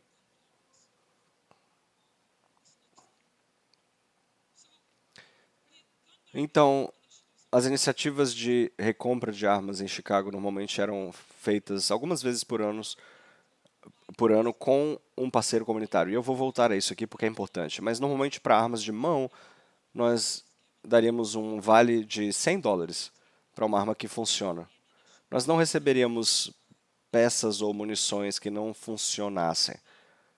Eles têm que ser armas que funcionam, e nós pagaríamos também 200 dólares por armas longas ou armas de assalto. E uma parte importante desses programas de recompra é que nenhuma pergunta era feita. Então você poderia chegar e aparecer num evento desses trazendo um monte de armas, incluindo rifles de assalto, por exemplo, e ninguém jamais perguntaria nada, nem seu nome e nem onde você conseguiu essas armas. Você simplesmente receberia um cartão, um vale com um certo valor correspondente e ninguém te perguntaria nada. E, bom, o foco, claro, seria em áreas da nossa cidade que teriam os maiores desafios em termos de violência com armamentos. Então, aqui na tela vocês vão ver um panfleto recente do Departamento de Polícia de Chicago buscando a participação popular nesses programas de iniciativas de recompra de armamentos. Então, aqui vamos dar uma olhada. Esses são alguns dos resultados que vocês podem ver. Esse aqui é só uma amostragem de armas longas como armas como rifles de assalto e calibres 12. E aqui temos um outro exemplo, uma outra fotografia mostrando algumas das armas menores. E vocês podem prestar atenção aqui nessa foto porque nós vamos voltar a ela.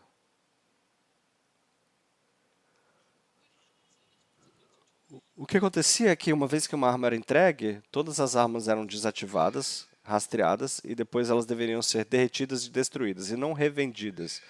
Infelizmente, em outras cidades, nós ouvimos histórias de pessoas que não estavam derretendo essas armas e alguns municípios acabavam revendendo essas armas para os departamentos de polícia para ganhar dinheiro, e essa não era a ideia.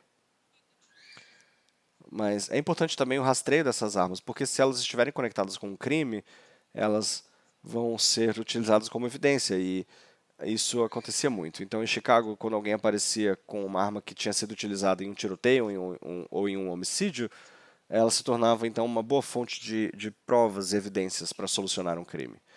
Bom, houve também muito criticismo a esses programas de recompra. E a pesquisa que foi feita, e não houve muita pesquisa feita, mas uma pesquisa recente que foi feita mostra que esses programas não ajudaram a reduzir o nível de violência por armas. O que ele fez foi reiniciar o nível voltar àquele nível inicial de armas que existiam nas ruas antes dos programas. E aí foi feita uma pesquisa para determinar, bom, houve uma redução de crimes, homicídios e tiroteios durante esses programas de recompra? E a resposta normalmente era não. Próximo slide. Tivemos um estudo aqui, slide anterior, perdão. Tivemos um estudo feito em Milwaukee, Wisconsin, aqui, é umas 2 horas ao norte de Chicago. E ele mostrou que normalmente esses tipos de armas que nós tínhamos recolhidos não eram armas utilizadas em crimes. Voltando àquela imagem, como vocês podem ver aqui, por exemplo, olhando para essas armas, muitas dessas aqui são revólveres. Muitos são armas de ação única. Normalmente não é o tipo de arma que é utilizado em crime violento. O que nós vemos em crimes violentos é o uso de armas de calibres maiores, armas que têm uma ativação mais simplificada, são semiautomáticas, às vezes têm uma ação muito mais eficiente, às vezes até automáticas, e o que você vê muito agora nos crimes é que não é incomum ter uma cena de crime onde você tem vários tiros que foram dados, então 40, 60 tiros sendo disparados. Então, essas armas aqui não são as que são mais utilizadas nesse tipo de crime.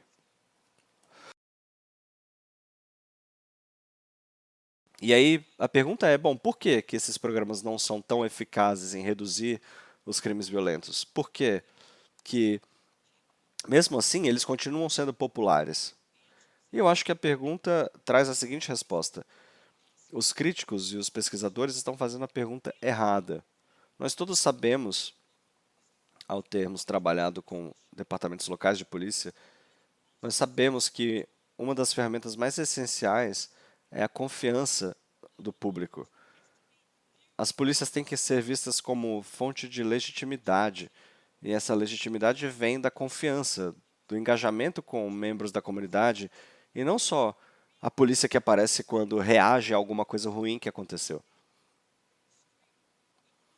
Mas a presença constante, o tempo todo, e a formação dessas relações autênticas com as comunidades é que é importante. Agora, é claro que esses programas de recompra devem ser parte de uma estratégia maior de combate à violência. Mas o motivo pelo qual as pessoas gostavam desses programas e nós continuamos utilizando esses programas é que ele dava aos departamentos de polícia essas oportunidades de se reconectar com seus membros de comunidade.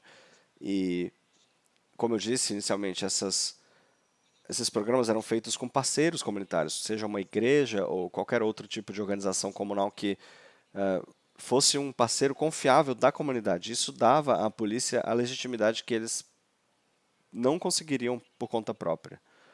E as pessoas chegando e trazendo essas armas são pessoas que se importam com as suas comunidades. Muitas vezes eu vi esses programas com filas enormes, dando volta no quarteirão. E você tem gente de todo tipo na fila. Idosos, pessoas muito jovens, mas pessoas que têm muito interesse nas suas vizinhanças, nas suas comunidades.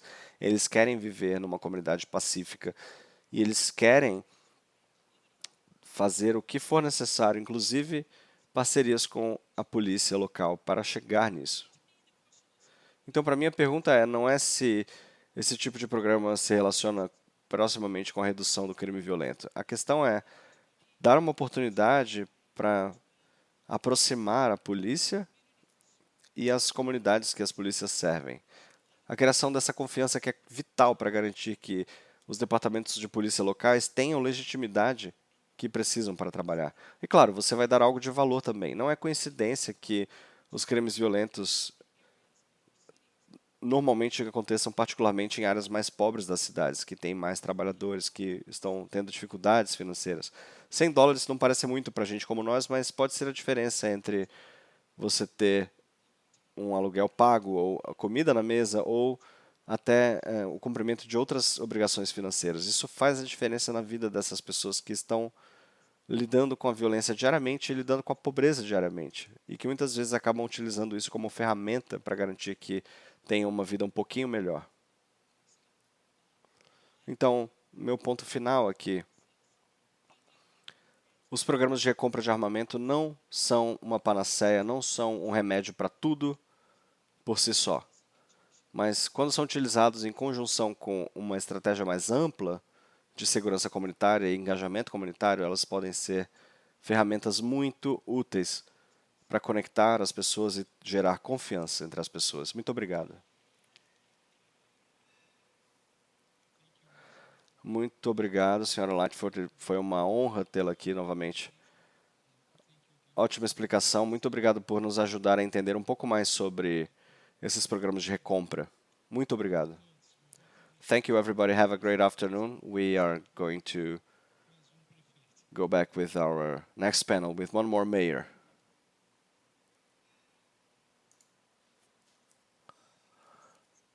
Thank you. Please keep your simultaneous interpretation devices on. The next panel here will be on the trade and consumption of marijuana and its consequences in New York and in the United States.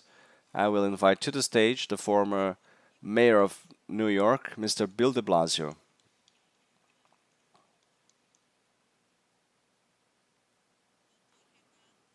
Renato Polillo will keep moderating the panel. You have the floor, sir. Thank you very much. Again, good afternoon, everybody. Senhor de Blasio, é um prazer tê-lo aqui conosco. É um prazer compartilhar esse palco com você. Muito obrigado por se juntar a nós hoje. Nós sabemos que é uma viagem longa para chegar aqui em Brasília. Você estava em Roma, certo? Você acabou de chegar de Roma para São Paulo e de São Paulo para chegar aqui em Brasília. Então, muito obrigado novamente por isso. Agradecemos muito pela sua presença aqui. Bom, eu quero agradecer a você e, claro, ao pessoal que tornou tudo isso aqui possível e pela chance de causar tanto impacto aqui para estarmos juntos e na forma de trabalhar juntos também. Esse aqui é o tipo de coisa que a gente tem que ter para mudar as coisas e trazer ideias do mundo todo. Então é uma honra participar. Muito obrigado. Bom, eu vou falar um pouquinho com o público em português, se você não se importar. Pois não. So we are about to start. I will let the Mayor of New York, Mr. de Blasio, speak. It is an honor to have his presence here today with us, and he has an amazing background in politics, and he's been the Mayor of New York. And considering one of the many policies that he adopted in New York for public security, one of the main ones have been the legalization of the consumption of marijuana, and that's what we are going to speak about today, and also some pieces of data about the program. Senhor de Blasio, você tem a palavra. Muito obrigado.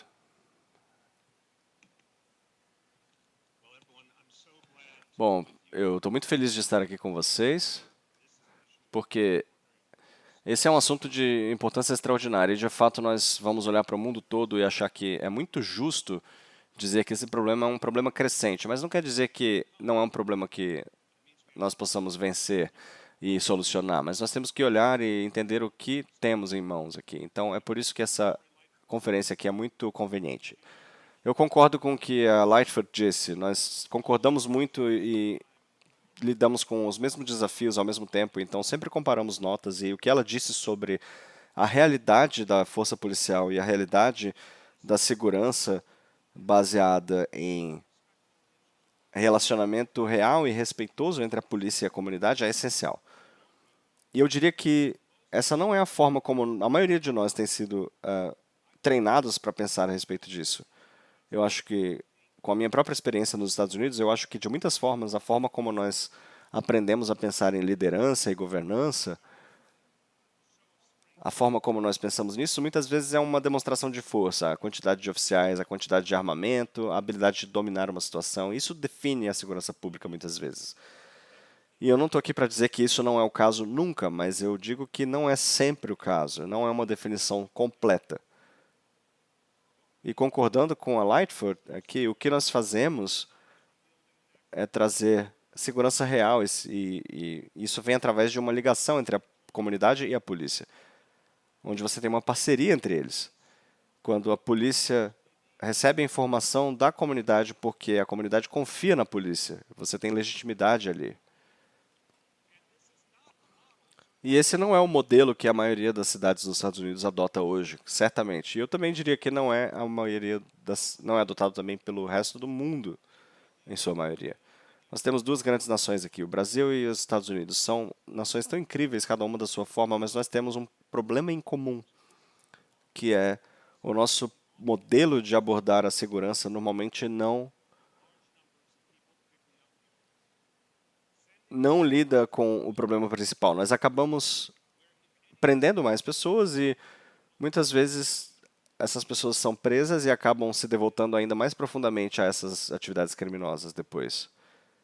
Então, eles perdem a relação com a sua família, com seus amigos, e eles são tratados como pessoas que não têm correção e que não têm solução.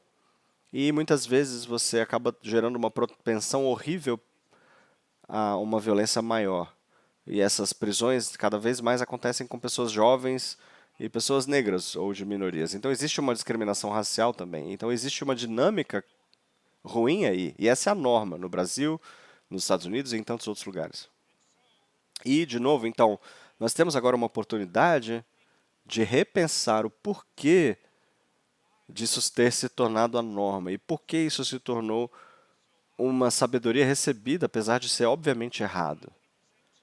E eu vou apresentar a vocês o exemplo da cidade de Nova York. Eu vou ser o primeiro a dizer que a cidade de Nova York não é perfeita. Eu tive a minha parcela de erro também, como prefeito. Nós aprendemos algumas coisas de forma mais difícil, mas nós aprendemos, de fato, pelo menos, a criar uma segurança um pouco maior. E eu vou pôr isso em contexto porque eu gostaria de algumas mãos levantadas aqui. Quantos de vocês já viram um filme ou um programa de TV onde havia um retrato de crime e violência na cidade de Nova York? Levantem a mão se vocês já tiveram essa experiência. Quase todas as mãos aqui levantaram. Bom, então imaginem como deve ser representar uma cidade que é conhecida no mundo todo por tiroteios e máfia e assassinatos. Eu estou rindo porque, na verdade, essa não é a realidade, graças a Deus, mas é isso que a mídia apresenta. E, honestamente, algumas décadas atrás, essa era de fato a realidade. Mas a cidade de Nova York mudou. E nós deixamos de ser uma cidade com muitos problemas, para nos tornarmos uma das cidades mais seguras dos Estados Unidos. E um dos motivos disso acontecer é que nós reconhecemos que tínhamos que consertar a relação entre a polícia e as comunidades. E que, de fato, se nós não tivéssemos um diálogo muito forte, com muito respeito e parceria, nós estaríamos apenas perdendo tempo e recursos e energia. E também reconhecemos que o modelo baseado em valorizar a prisão para fins de prisão apenas era fundamentalmente equivocado. E eu tive aqui uma experiência de trazer o meu primeiro representante da polícia, que era o Bill Bratton. Ele era uma das melhores lideranças policiais nos últimos 50 anos nos Estados Unidos. é alguém que era muito proficiente em lutar contra o crime, mas ele também era muito a favor de uma reforma profunda.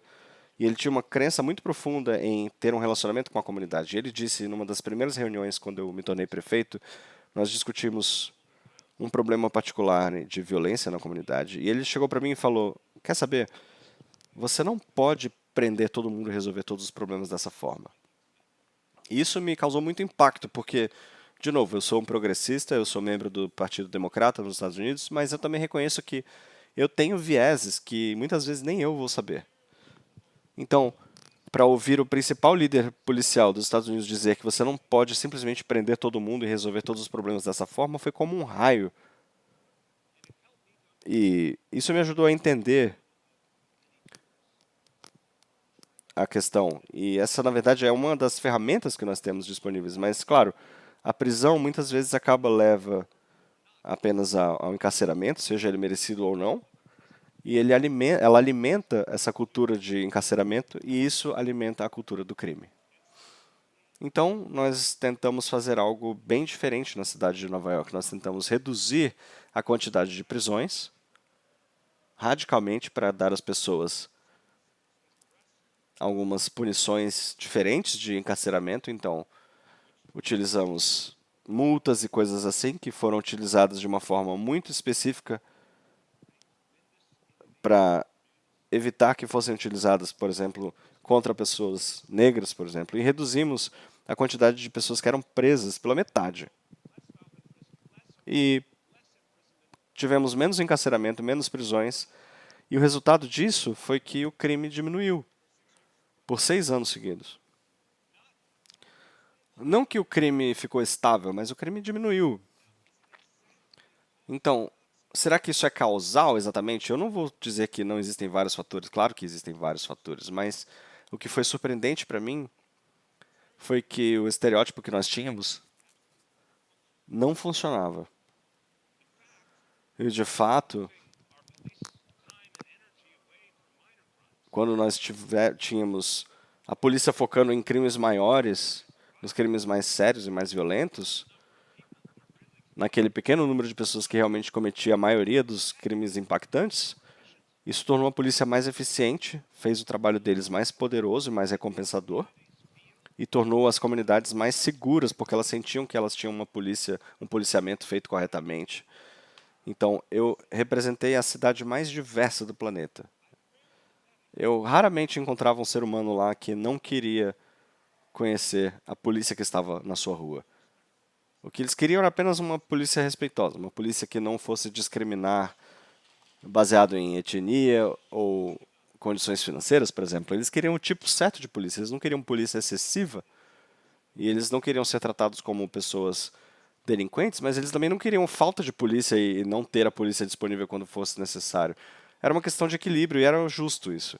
E nós demos esse equilíbrio e o público respondeu e ele se engajou mais ainda com a polícia, dando informações vitais, aquela inteligência que era tão crucial para finalmente investigar os crimes que aconteciam e que nos permitiram também solucionar crimes. E eu falei com oficiais de polícia que eram parte da nossa filosofia muito específica de policiamento de vizinhanças, que era a ideia de manter os oficiais de polícia nas comunidades por tempo suficiente para que eles tivessem uma relação pessoal com as pessoas. E aí me perguntaram uma vez, qual é a experiência mais profunda que você já viu aqui? Muitas vezes eu ouvi essa mesma história, que uma vez que eles conheciam membros da comunidade, os donos de lojas, os membros das igrejas, as vovós que olhavam para a janela todos os dias para ver o que estava acontecendo na rua, uma vez que eles tinham um relacionamento pessoal com essas pessoas, as informações começavam a fluir. E muitos dos oficiais de polícia começaram a dar o e-mail e o telefone pessoal para as pessoas, para que elas pudessem passar informação. E a comunidade começou a fazer isso. E a criminalidade diminuiu, a confiança aumentou. Não é fácil, não é uma coisa linear, isso requer uma quantidade enorme de trabalho, mas esse é o futuro, na minha visão. O futuro é a segurança a partir da comunidade. Isso me traz a 2 pontos cruciais que eu gostaria de mencionar aqui no nosso tempo muito breve. Primeiro, sobre a importância das soluções comunitárias para a violência, E, em segundo lugar, a questão da marihuana, que é exatamente o ponto central de todas essas perguntas que eu trouxe. A solução comunitária para a violência quer dizer não vigilantes e justiceiros, porque nós não podemos ter isso. Ao contrário, nós precisamos que a polícia tome ação e faça as ações necessárias, mas o que queremos é que a comunidade também tenha poder para fazer o seu trabalho de se comunicar e se relacionar com as polícias, porque muitas vezes isso já gera a possibilidade de evitar conflitos antes de um crime acontecer. E normalmente as pessoas que vão ajudar a polícia muitas vezes já foram pessoas que cometeram crimes e que já estiveram do lado errado da lei e voltaram, muitas vezes, da prisão com uma mentalidade corrigida e que querem agora servir a comunidade. Tem muitas pessoas assim em Nova York que cometeram erros quando eram mais novos, mas que se tornaram convencidos através da sua própria experiência de que esse era o caminho errado. E eles perderam amigos e parentes para a violência e decidiram que a violência era insanidade. E decidiram fazer alguma coisa contra a violência. Então, o que achamos nas nossas comunidades são esses indivíduos que são percebidos como mensageiros com credibilidade. Eles são pessoas que falam a verdade. Eles podem falar com pessoas que fazem parte de gangues e com jovens que estão armados. Eles podem até intervir. Eu já ouvi várias histórias de intervenção direta, momentos antes de você ter uma ação violenta acontecendo, onde pessoas que simplesmente tinham muita legitimidade entre os criminosos, e eles puderam intervir e mediar e negociar e convencer as pessoas a não tomar ações violentas e que a única coisa que aconteceria a partir dali seriam algumas mortes e famílias quebradas porque as pessoas não estariam com suas famílias mais e isso só geraria danos a essa comunidade. Mas a ironia é que apenas uma pessoa que já passou por isso poderia trazer essa mensagem tão eficientemente. E nós decidimos dar apoio a isso. A cidade de Nova York começou a dar apoio financeiro para o trabalho dessas pessoas que traziam essas mensagens. Nós chamamos isso de um movimento de cura da violência, the Cure of Violence Movement. E isso trouxe uma redução enorme na criminalidade. Isso aliado também com as políticas anti-armas. Então, o Departamento de Polícia de Nova York, que é um dos mais renomados do mundo, decidiu que essa era uma estratégia crucial. E mesmo que eles não estivessem diretamente colaborando como policiais e os membros desse movimento, existia um respeito crescente entre eles e uma sensação de terem uma missão similar. E isso ajudou muito para que todos pudessem trabalhar melhor. A polícia percebeu que havia algumas coisas que os membros da comunidade podiam fazer e vice-versa. Mas no mundo onde nós temos que ter uma confiança entre a comunidade e a polícia, deve haver também um reconhecimento de que algumas partes desse trabalho só pode ser feito por pessoas que são membros da comunidade, e nós temos que ajudá-los a fazer isso. E esse trabalho que só eles podem fazer deve ser também assistido pela polícia, porque a polícia também tem um trabalho que só a polícia pode fazer. E eu mencionei a conexão com a marihuana. Bom, na cidade de Nova York nós tomamos a decisão 10 anos atrás de descriminalizar a marihuana. Nós decidimos parar de prender as pessoas por terem porte de pequenas quantidades de marihuana. E a ideia era parar de gastar tanta energia policial em contravenções tão pequenas e também parar com a tendência de mandar tantas pessoas para a prisão por algo que era tão inofensivo e tão menos sério do que outros desafios que tínhamos que enfrentar. E se nós não falamos sobre sociedades que são profundamente afetadas por violência com armas de fogo, você poderia ter uma discussão diferente sobre a marihuana, mas em termos realistas, nós estávamos em tempos muito violentos. O Brasil passa por isso, os Estados Unidos também, algumas nações como o México experimentam isso em níveis sem precedentes também. Nós temos que focar na violência e não nos delitos de menor potencial ofensivo. E também temos que parar de mandar jovens negros para a prisão em quantidades massivas, porque isso está poluindo a nossa sociedade e, na verdade, isso acaba criando uma suposição nas comunidades de que não existe um outro meio, não existe outro caminho. E uma quantidade enorme de jovens está sendo eliminada da sociedade, estão começando uma carreira no crime que apenas se repete e não se resolve, não traz esperança e não traz para as pessoas uma sensação de que elas podem mudar para melhor. Então eu digo que a nossa experiência em Nova York, com a descriminalização da marihuana, foi um exemplo muito poderoso. Uma cidade muito grande, de 9 milhões de pessoas, muito diversa, com uma história muito significativa de desafios em lidar com violência. Nós descobrimos que a maneira de lidar com isso seria tornando, por exemplo, a marihuana uma ofensa menor e depois finalmente legalizando isso, teve uma correlação com a redução dos crimes. E aqui eu vou concluir. É importante reconhecer que tantas das coisas que nós acreditávamos, na verdade, se provaram erradas. E nós legalizamos o uso de marihuana e os crimes, particularmente os crimes violentos, começaram a diminuir.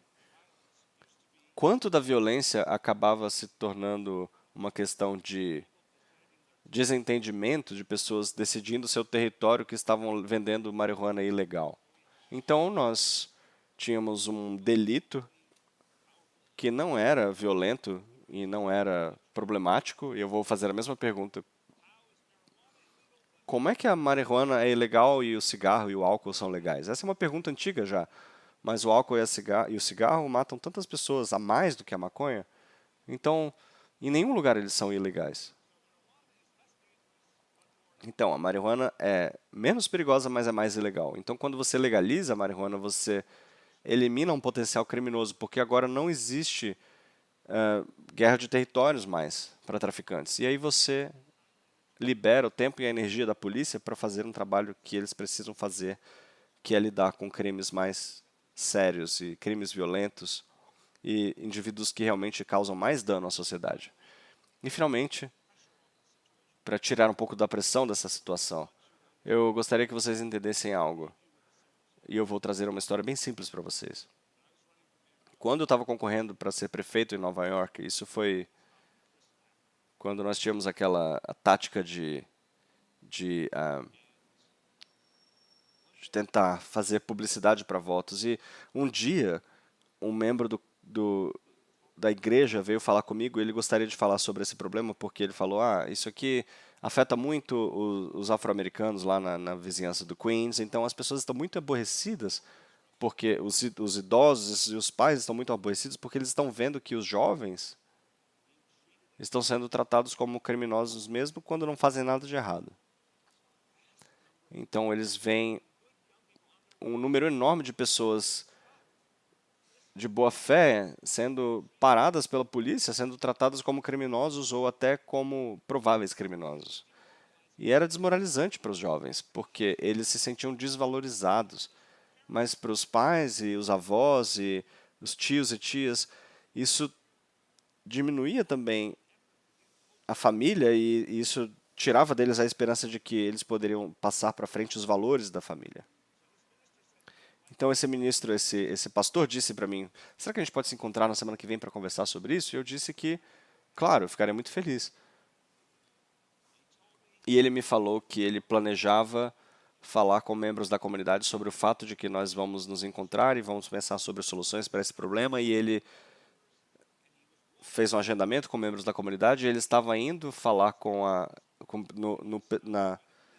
na reunião sobre isso com os membros da sociedade, e ele foi parado pela polícia ele mesmo. E aí você sabe que a política perdeu a conexão com a realidade. E é aí que você vê que existem várias consequências negativas não intencionais. E graças a Deus paramos com essa política. E a quantidade de crimes diminuiu entre 2014 e 2019. Houve 80 mil prisões a menos. Nós cortamos pela metade o número de encarceramentos. Diminuiu o crime. Legalizamos marihuana. Diminuiu o crime. E o relacionamento entre a comunidade e a polícia também melhorou. Melhorou a comunicação, a confiança e as possibilidades de termos parcerias. Então eu vou finalizar dizendo, qualquer momento onde falamos sobre esse mundo no qual vivemos agora, é muito fácil se desencorajar. Eu diria para qualquer pessoa, se você assistir às notícias, se você ligar a TV e você ver as notícias, é muito fácil se desencorajar. E se você não estiver desencorajado, provavelmente você é o problema. Mas o que nós esquecemos nessa inundação de informações e imagens é o bom trabalho que pessoas de verdade fazem todos os dias nas suas comunidades. E isso não é mostrado nas notícias. Esse trabalho de base, a reforma que realmente funciona. Isso não é mostrado na TV. A maioria das pessoas que está buscando a paz e está tentando fazer algo a respeito, mas nós temos que dar poder a elas. Nós temos que criar leis, estratégias e reconhecer a bondade dessas pessoas nas nossas comunidades e dar a elas o poder de fazer uma mudança, porque é aí que mora a esperança. A esperança está sempre com as pessoas. E nós temos a possibilidade de fazer isso juntos. Muito obrigado.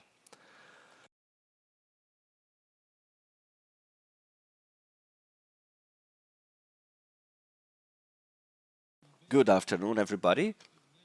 It has been a privilege and an honor for me to be here with two mayors of two of the greatest cities in the world, Chicago and New York. I believe everybody has learned about those experiences quite a lot. I appreciate you all being here. Thank you again. Let's continue with the next panel.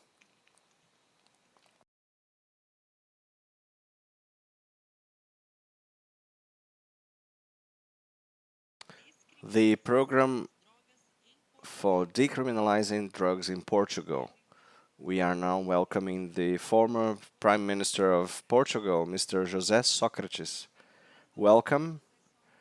José Sócrates has a license in civil engineering and a postgrad in sanitary engineering. He's been elected a federal representative by the Socialist Party, and he's been a minister and first minister and prime minister of Portugal. And now we will have as moderator Mr. Walfrido Warde, president of IREE. And I'll pass on the floor to Mr. Walfrido Warde. Very well. Mr. Sócrates, you accomplished a great program to decriminalize drugs in Portugal. How did you do that? And what were the outcomes? Well, first of all, Walfrido,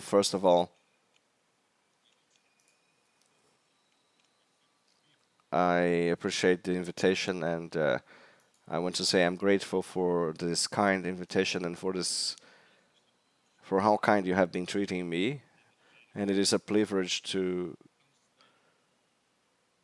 be here with such a select audience. When you invited me to come, I was reminded of an observation that an intellectual has made in Europe. Let's not have arguments, and we should have storytelling instead.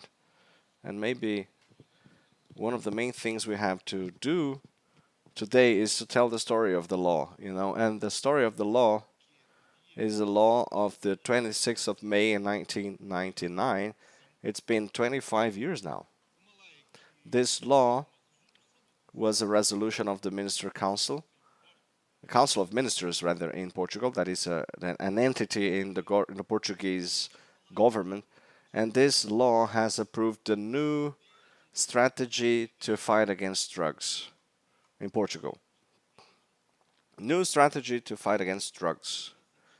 All strategies they always have the great names with a lot of grandeur, and they are very impressive sometimes, but all of them are strategies that sometimes have many pages of text, because naturally, of course, you always have to take care of the state of the art, and you have to take care of how things go in regards to the patients and people who are being targeted by the programs, and what are the trends and what are the choices that we are going to make, and the principles and all that, and you have to justify everything. So the strategy wouldn't be different from many others, and it also had many pages. But why did that very strategy, why did this one strategy made sense. And you will notice that this is just a minor detail because it had a sentence that no other policy would have anywhere. And I will make a huge effort here to find this sentence here. This strategy would have 60 to 70 pages, and in one of those pages, the following was written.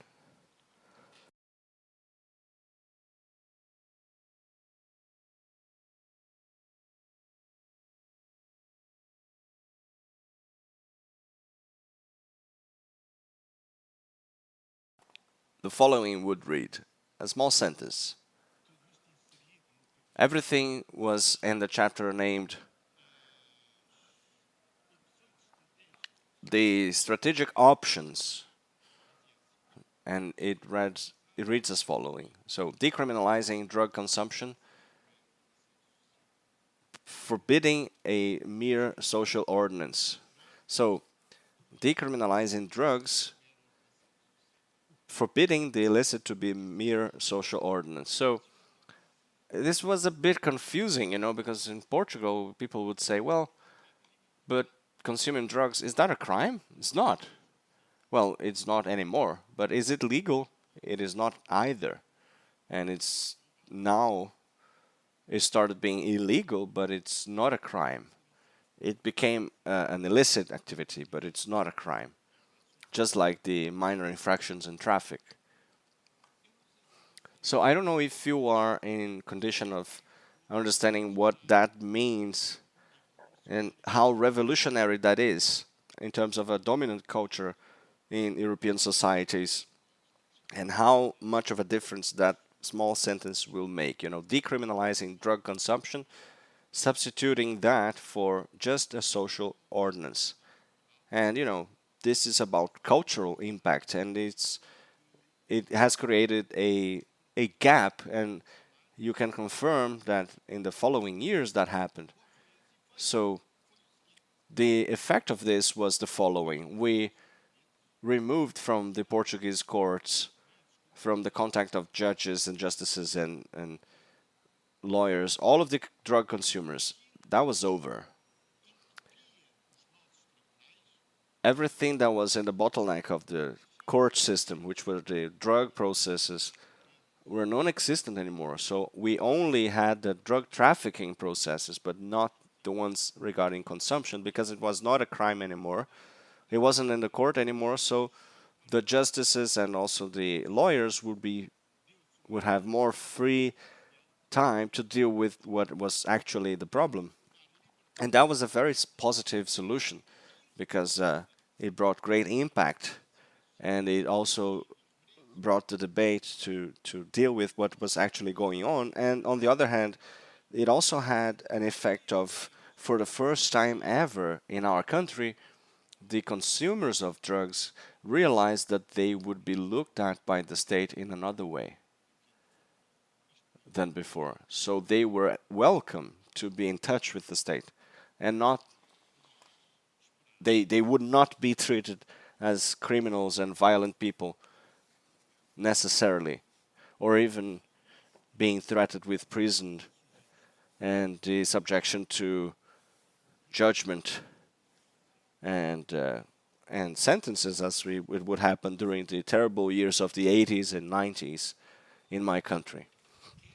So this national strategy to fight against drugs is from 1999, and it comprised three choices that have been absolutely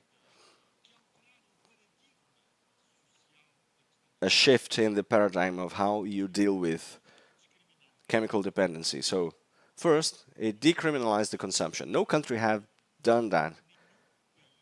No country had done that before. No European country had done that before. And by the way, just to remind you that the first political debate that we had was right away with the United Nations themselves, because a huge part of the solution that they found of decriminalizing or making drug consumption not a crime anymore, but still dealing with people who consume drugs, well, that was a way of saying, hey, we have been in compliance with the resolutions of the United Nations, because they would impose countries the rule of, hey, you should prosecute the illicit consumption of drugs. And we could say we were complying with those recommendations.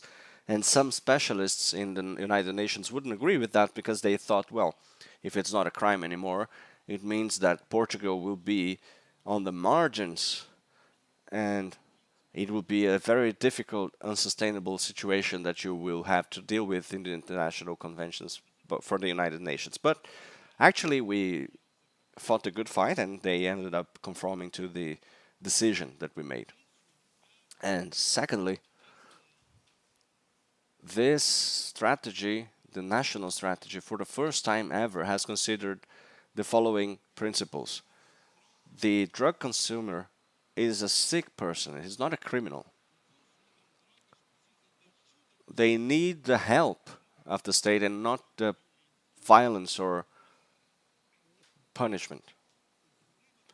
The problem of drug consumption is fundamentally, and that was the first time we ever admitted that publicly, it is a public health problem, and we have to organize public services in order to assist those people instead of punishing them.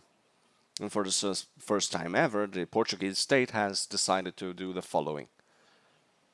We decided to fight the disease instead of fighting the person who has that disease, right? So this has been a change that I was able to witness and experiment for myself, and I was seeing that firsthand in my country. That was very significant, because for the first time, we would notice that many of the consumers of drugs would go to the public services, which is something that they wouldn't do before, because they were afraid of being stigmatized and, being labeled criminals. But they also realized that the state had actually an availability to give them a hand and help them out. And that was a cultural shift, which was very important in Portugal. And I remember well that from that moment on, that's when the most families started discussing their own problems, because most families before would hide that problem behind a carpet and, beneath their hug, but they wouldn't discuss that openly, and they started doing so. And another change that shifted everybody's mindset was the change of paradigm from the drugs against the fight against drugs, based in the idea that we have to actually dogmatically fight the use of drugs, into the quest of for a society that is actually free of drugs, with more support to the users and more realistic policies and more feasible policies, instead of just saying, well, we are not going to punish everybody. We are actually going to limit the damage that the drugs will cause, but without the intention of finishing the use of drugs at once, because that is actually impossible. And this new paradigm is usually called the damage reduction paradigm, and the other one would be a dogmatic view of the fight against drugs and the war on drugs, and the idea that we should actually destroy everybody who uses drugs in society. And actually, that doesn't really work. And this was a very childish idea, actually. And, as any public policy, we have to be mature about it, and we cannot hope that people will do what they did throughout the centuries since men started writing and making history. We are always, as a species, we are always using drugs, and this is unavoidable. And for instance, alcohol is one of them, right? So that is why those have been the three shifts that resulted from this policy? Well, first we decided we didn't have consumers being a problem to the judges and the courts. That was over. And then we also had, for the first time, the consumers were actually actively looking for health assistance, which didn't happen before. And third, we fed and developed a policy for damage reduction that allowed us to develop all of these programs that would help us reduce the impact that the use of drugs would have on society. So we accepted that there is drug consumption, and we just wanted to develop some policies that would decrease the amount of damage and impact that that use will have on society. And what is the impact? Well, the impact on the health system. Drug consumption has a negative impact in public health, and that's why we developed in Portugal a program that is a very efficient program, and it has been highly praised by everybody who understands the subject, which is the syringe exchange program. It was one of the first programs of that kind, and any consumer would go to a drugstore and request an exchange of syringes, right? The drugstores would offer new needles and new syringes because we didn't want to reduce or just eliminate the use of drug. We wanted to avoid the use of that drug to increase the communicable diseases, especially the transmission of HIV virus, right? So and AIDS, right? So we had many critics, and we said, well, our principle is the following: we will carry on with all of the programs in order to reduce the impact of drugs in society, and no misjudgments, right? Well, methadone is also a drug, yes, but I hope people will keep going to work even though they are users of this drug, and it is not a drug that will hinder people from acting socially, so they will be allowed to use it. And that was perhaps the most positive consequence that this strategy brought us in our public policy, because for the first time ever, we have developed a public policy with no misjudgment, no misconceptions. And I think you know about it, but we had no prejudice against the users, and you would have places, we call that a user room, right? So places where the users can go and they can use their drugs in smaller amounts, and they have to enroll and they have to register. So we have a couple of requirements, so they are not able to actually become inpatients in therapy units. So these were the three main changes, right? So we made consumption not illegal anymore, and the consumers wouldn't be bothered by the police or judges and the justice system as a whole. And that was a huge opportunity for us to solve the bottleneck that we had in our legal system, because they were dealing with smaller issues that would take a lot of time, but they wouldn't solve anything at all socially. And on the other hand, for the first time, our health system has been developed enough to give a response to that public health problem, and that gave way to a lot of new programs to reduce the use of drugs. But in truth, the political issue is the following. How was it possible in 1999 to approve such a legislation in Portugal?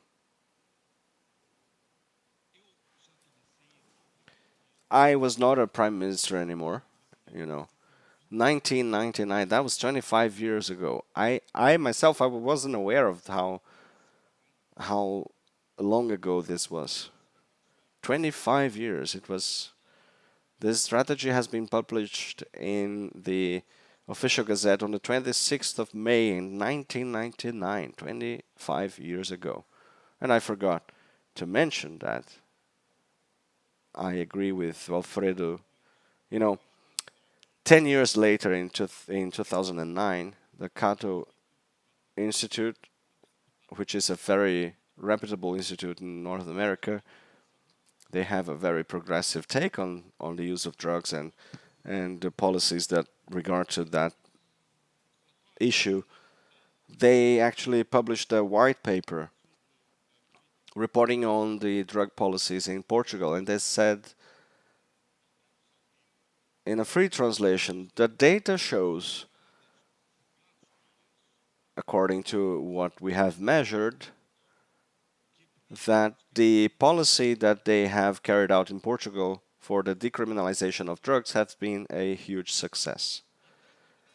And within that success, we have patent lessons that we can learn on the development of those public policies to fight against drugs.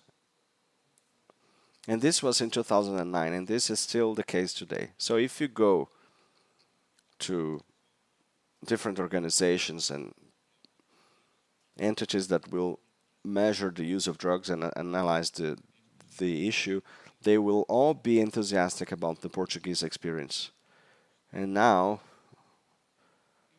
enough storytelling, right? So I was already the prime minister, and I was about to take a course, my master course, and I had the Chamber of the Lords in England. They wanted to talk to me about this policy because they were very enthusiastic about the outcomes, and they really liked the idea, and they wanted to replicate that over in England.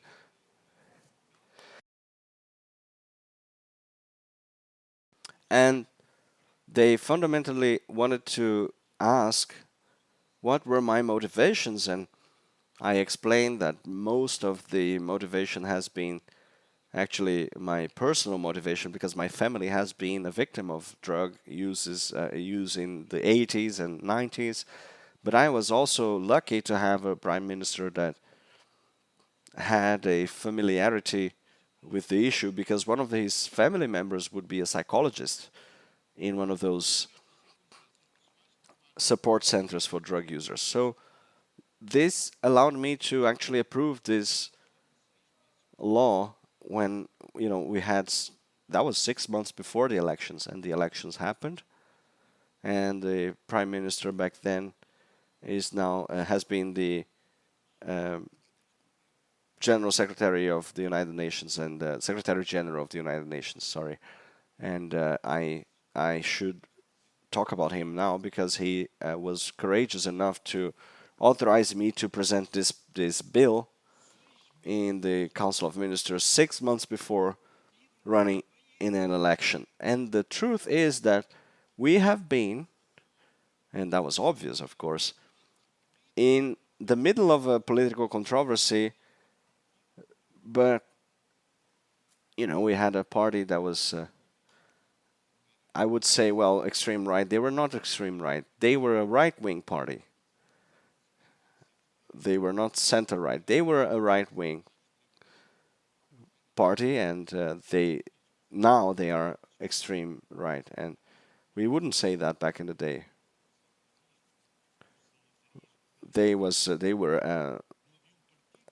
the ones that they were for Salazar's policies, for instance. But anyway, they wouldn't have an extreme right, as we say today. But they said, well, come on, this law will make consumers increase in numbers, and then all doors will be open to the consumption, and most of the country will be addicted to drugs, and the consumption will go up.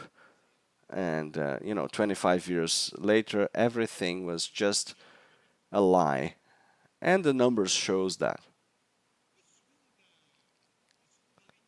And the second line of attack and the criticism that they made was the following. They said, well, you will transform Portugal in a country that will be the paradise for drug users. We will become a slum and people will come here to consume cocaine and heroin and I don't know what else. And none of that happened. The drug tourism became just a childish tale. And what happens is the policy has been a success. I just have 5 more minutes and I want to be brief here. Because if you're brief, you will be happy, right? That's the saying. And I wanted to tell the story, however, but I need to finish by saying this law would be way harder to approve nowadays.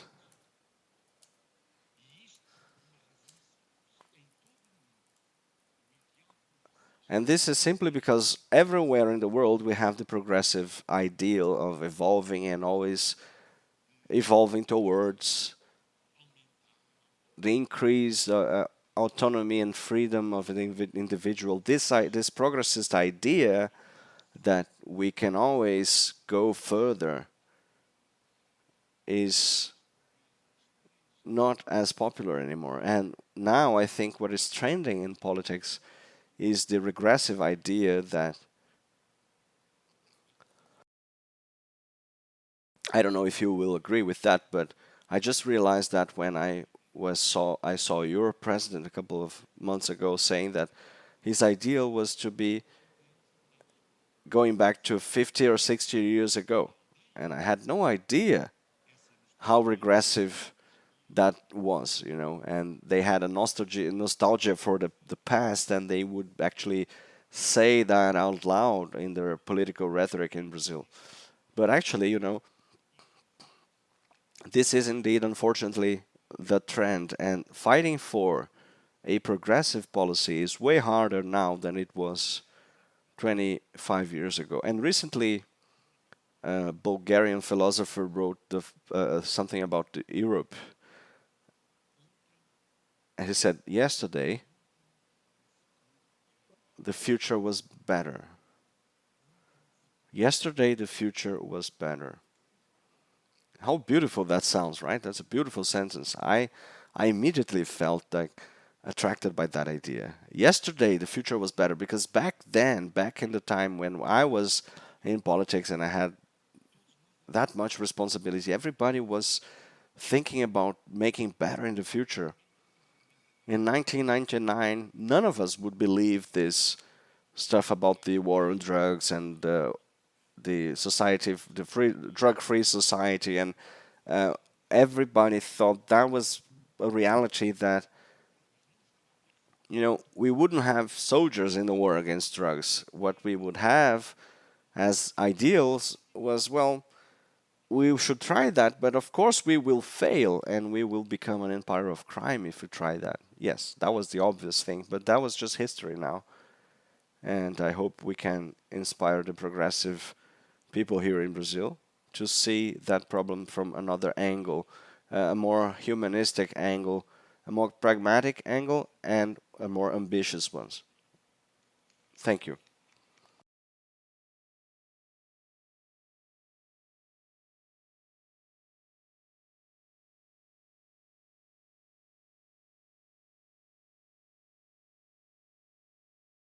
I have to be brief here, but I have a question for you. When we see the the marijuana program in the United States, especially in New York, we just heard about the project that has been elaborated by De Blasio. This project contemplates the decriminalization of trade as well, with many reasons, right? Economic reasons, of course, but also in order to take care of the health of the consumers, right? Because the use and trade of drugs will lead to better quality trade. And we know that in Brazil, people would use cocaine mixed with marble dust and whatnot, and that would be even worse for people's health. How was that tackled by Portugal using this policy? How did you deal with trade? Was that still illegal? No. Everything was the same in regards to traffic. What changed was consumption. And of course, there is always this ambiguity zone how much drug do you have? How many days does that last? Well, 1 week, a month? Is it for you or for you to sell? And yes, indeed, that happens, but that ambiguity is still there. But this is only about 10% of the cases, right? The other 90% of cases that were in the courts and were actually getting in the way of the legal system, those were not there anymore. So that is why with drug policies we have to have a simple principle, which is the pragmatism principle. I never forgot about a conversation that I had with a person in the Netherlands, because I am one of those people who actually went to Amsterdam, and for the first time I went to a coffee shop in Amsterdam, and I was there, and I was 23 years old back in the day, and I was thinking to myself, well, the drug that, ganja or marijuana in the Netherlands, that was allowed because they would sell that in the coffee shops. And that was not true. And why did they have coffee shops like that? Well, because in the Netherlands they had a principle of legal prosecution that is based in the opportunity and not in the legalities. So the general prosecutor would say, well, up to 10 grams, we don't have to take care of anybody. And that was the guideline that allowed the coffee shops to open. Because the light use, the mild use is still there. But if you forbid everything, that will be hard to deal with. And the coffee shops are selling, and they have options. They have drugs from Pakistan, from India, or I don't know where else. They have more quality, and it comes from everywhere. But I never forgot about this lesson, because I said, well, that's a contradiction, right? And they said, yes, there is a contradiction, but it works. Therefore, I think we have to prioritize what works, even though it is a contradiction. And I know you should never look for a perfect answer. The idea that there is a silver bullet, there is a perfect answer, such a perfect policy that will solve all of the problems and that will help 100% of the people who are consuming drugs and they will be free of prosecution, that is completely wrong. That will never be possible. The idea is to do whatever is possible. And the decriminalization has worked to help many people get rid of their use and not be in jail. We took many people out of jail, and we took people away from the judges. And you know how judges can be authoritarian. And I have seen a trial of drug consumers, and the justices have been of such brutality that I was never expecting to see any of that, And I thought when I was fighting for feminist ideals when I was young, I hoped that the presence of a woman would be a causer of greater sensibility by the part of the justice, but, well, that's what we thought back in the day. But, well, it's quite simple. That was it. We followed the most pragmatic way forward in order to pursue results and not misconceptions and not prejudice. And, this distinction between heavy drugs and light drugs, well, as far as I know, this is not the way to go, because the problem is not the drug itself. The light drugs, somebody here said, well, light drugs will be way less harmless than alcohol or other legal drugs. Marijuana, well, if you think marijuana is equivalent to alcohol or cocaine, you're actually naive. You think, well, this is coming from the devil. Because if you have at least some experience, you will know that that doesn't really create any harm. Now, cocaine and heroin, that is another story altogether. And I've seen families being destroyed by heroin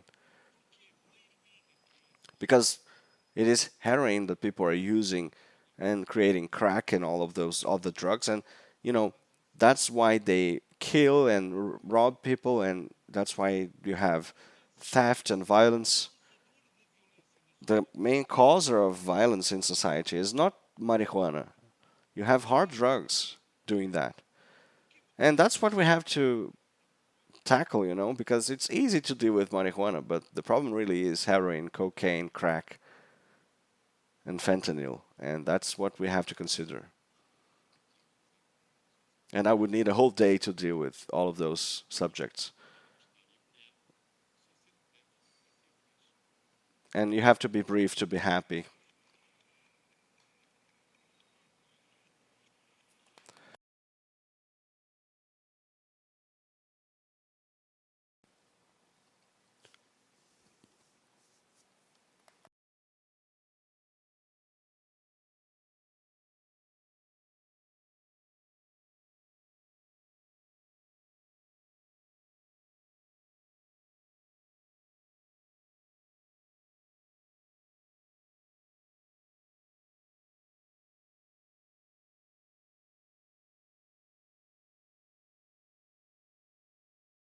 Let's move on to our last panel of the International Seminar on Public Safety, Human Rights and Democracy. The topic here is Solutions for Rio de Janeiro.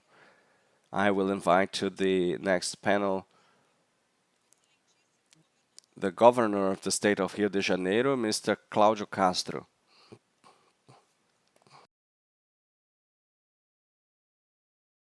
Welcome, Governor. He is a lawyer. He has a degree from the Center of the University of Rio de Janeiro. He has been a chief of office in the Legislative Chamber of Rio de Janeiro and also a special advisor in Brasilia for the House of Representatives. Also to the stage will be invited Mr. Victor Santos. Welcome, Mr. Santos. Victor Santos is Secretary for Security in Rio de Janeiro with more than 30 years experience in the federal police. He has been in operations against organized crime. He's a lawyer and also a coordinator of intelligence operations in big events and investigations. And as moderator, we will invite Mr. Walfrido do Warde, the chairman of EB. And you have the floor.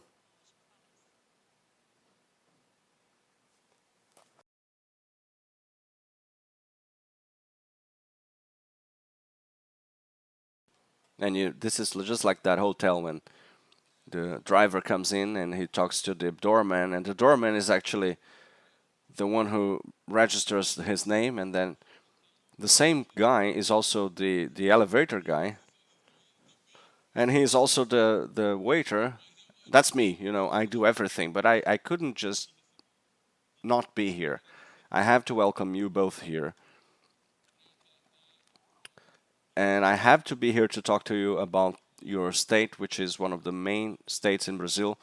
And in it, you have the most beautiful city in Brazil, one of the most beautiful cities in the world, which is the jewel of the crown of this country. And was actually not invented by you. This is actually a city that exists since before you guys existed as a state and as state agents. However, you are there, you have been elected by the people of Rio de Janeiro, the state of Rio de Janeiro, by the workers of Rio de Janeiro, and you will have to deal with the task that you have ahead of you,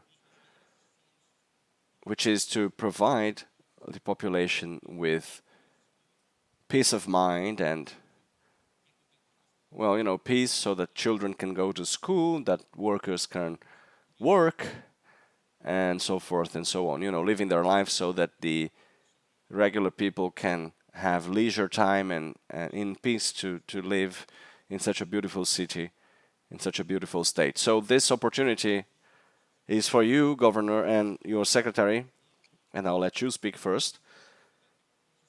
I want you to present to us in in this audience here and also on TV, because people are watching broadcast as well. I want you to show us the solutions that you have for the state of Rio de Janeiro. You have the floor.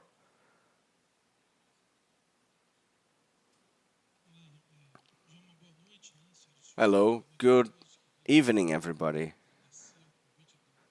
I would like to say thank you very much for this invitation, Mr. Walfrido, my dear friend. I'd like to greet Victor Santos, Federal Chief of Police, recently retired now and now secretary. I didn't let him spend too much time with his family yet. Not just yet, we still have a lot to do. I would like to greet my eternal Senator Cacha Abreu, my dear friend here, and all of you who are here today. I walked around a little bit today and I have seen some of the people who are here, and I've watched some of the lectures. And, we talked about corruption in the streets, and we talked about the city of Chicago and New York. And public security is something that has to be respected by anybody who discusses the topic. It is not an exact science. So there's no recipe. There are some things that work here and that don't work over there, and it is very volatile, and it is difficult to have a silver bullet, a definite solution. You have to have new ideas all the time, and you have to evolve all the time. And the criminals are evolving and improving, and the same goes to the police. It's like cat and mouse, right? The mouse will try and escape, and the cat has to reinvent the strategies, and that goes on and on. And public security is just like that, and it's not a regional problem anymore. Rio de Janeiro nowadays, we have the rule of law number 635, and not only this bill, but also the effect that it has in the media and the effect that it brings into practice ends up being a hindrance sometimes. But when we started, we realized that Rio has been, for a long time, Rio has been under the theory of projects, right? So you have a lot of projects for public security, and they were being reinvented all the time in order to correct a structural problem.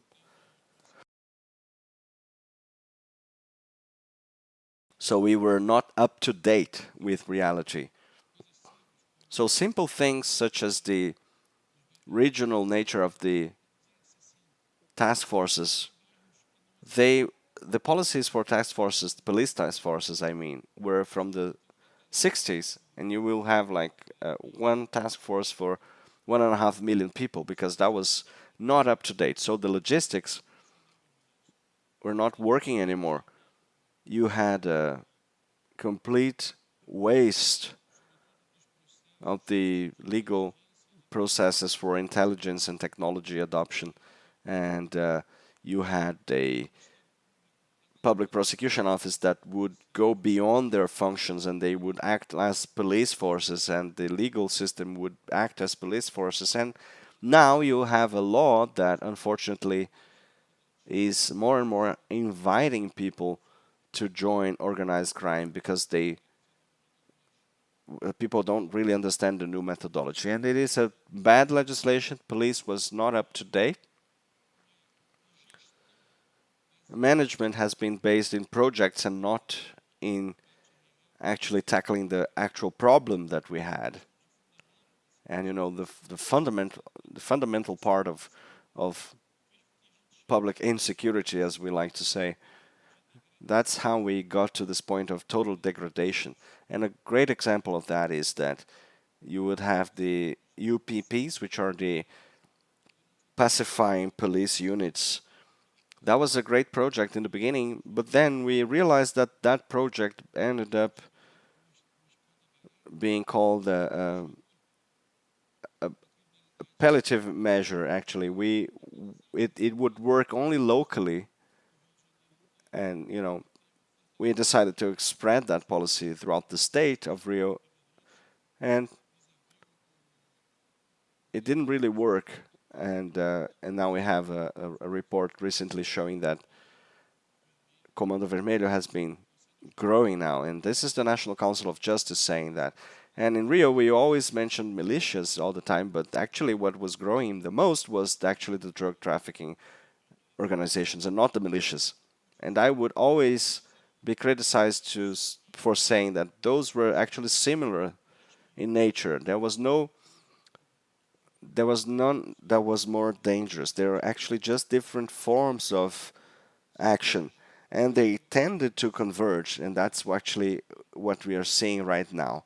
One will look for what they call the best practices and what we call the worst practices. So the best practices for organized crime will be copied and spread by them, and it's more and more similar now. And this is always just making our lives harder. And when we took office by the end of 2020, the police in Rio had the second worst payment roll in Brazil.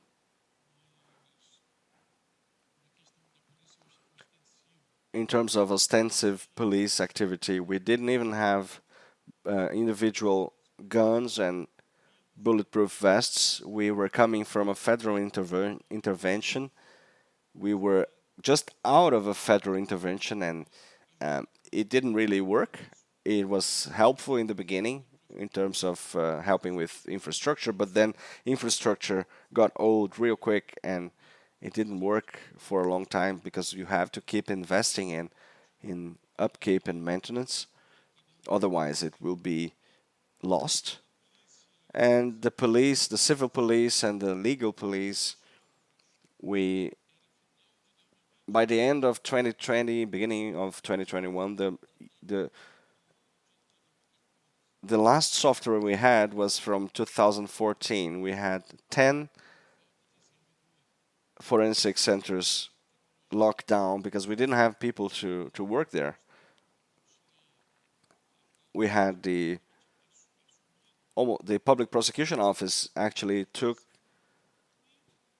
the task of investigating in Rio. So the state of Rio couldn't do that anymore, and we had a bad police that wasn't working well and didn't have any infrastructure. So we made a decision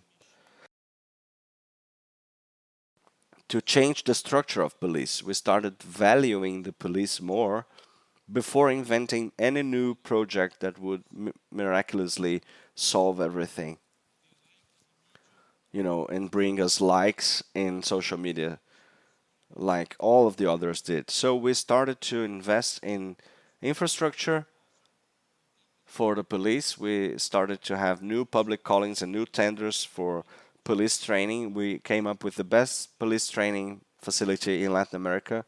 We had the second worst payroll in the police, and now we have the second best of the country. And we started to invest a lot in technology. We have an integration center for command and control, and now we are one of the most up-to-date centers in the world. Everything that we do is freshly acquired, so any new technology is bought right away. The biggest purchase of body cameras in the world is actually done by the state of Rio de Janeiro. So the whole country of France has actually the second biggest purchase of body cams, and now we have cameras in police cars and technology for license plate reading and facial recognition. We have mobile units for big events and also for smaller venues. We have drones with facial recognition that is able to actually recognize license plates, and we have also the program against alcohol in traffic,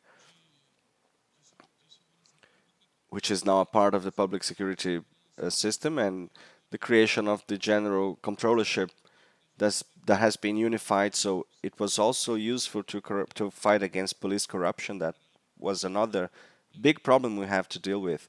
And this gives you the idea of how much planning went into this, And now in Rio, we are creating a new plan for public security using the Institute for Public Security not only as a producer of literature,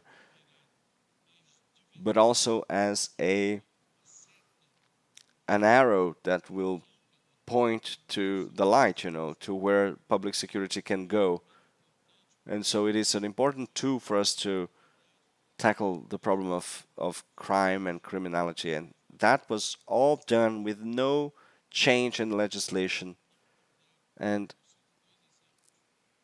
I always give you two examples to explain what I mean. It is not possible to deal with crime as we have it today without an update to the penal code and without the understanding that there is a federal nature to the activities of those criminal agencies that have to be tackled in terms of the economy that it generates. Nowadays, the drug trafficking is not even the main activity for the traffickers themselves. It's like 20-30% of what they do as business. Now they have actual businesses going, and we see São Paulo opening their eyes to that, and that is something that we have been seeing for a long while now.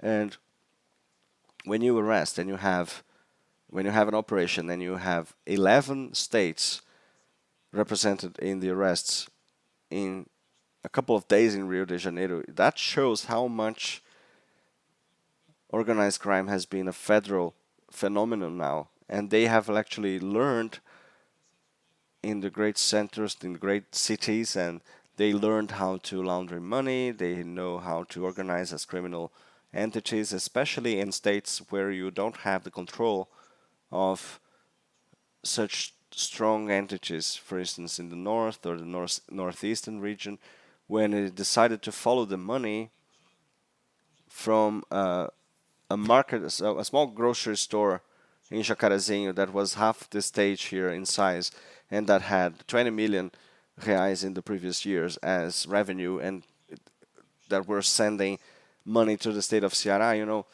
The chief of the faction was actually retired, and they went to Ceará and they would use fake companies and dummies to bring them money either through the northern region or the midwestern region of Brazil. And everybody knows that guns and drugs will come in Brazil through Paraguay and Paraná and Mato Grosso do Sul. They would reach São Paulo and then Rio, or via ports. So we have a whole cycle of criminality nowadays, which is national in nature, and it ends up blowing in the big urban centers because, well, that's where you have the main consumer markets. It's not an accident that Rio and São Paulo have higher rates of criminal activities.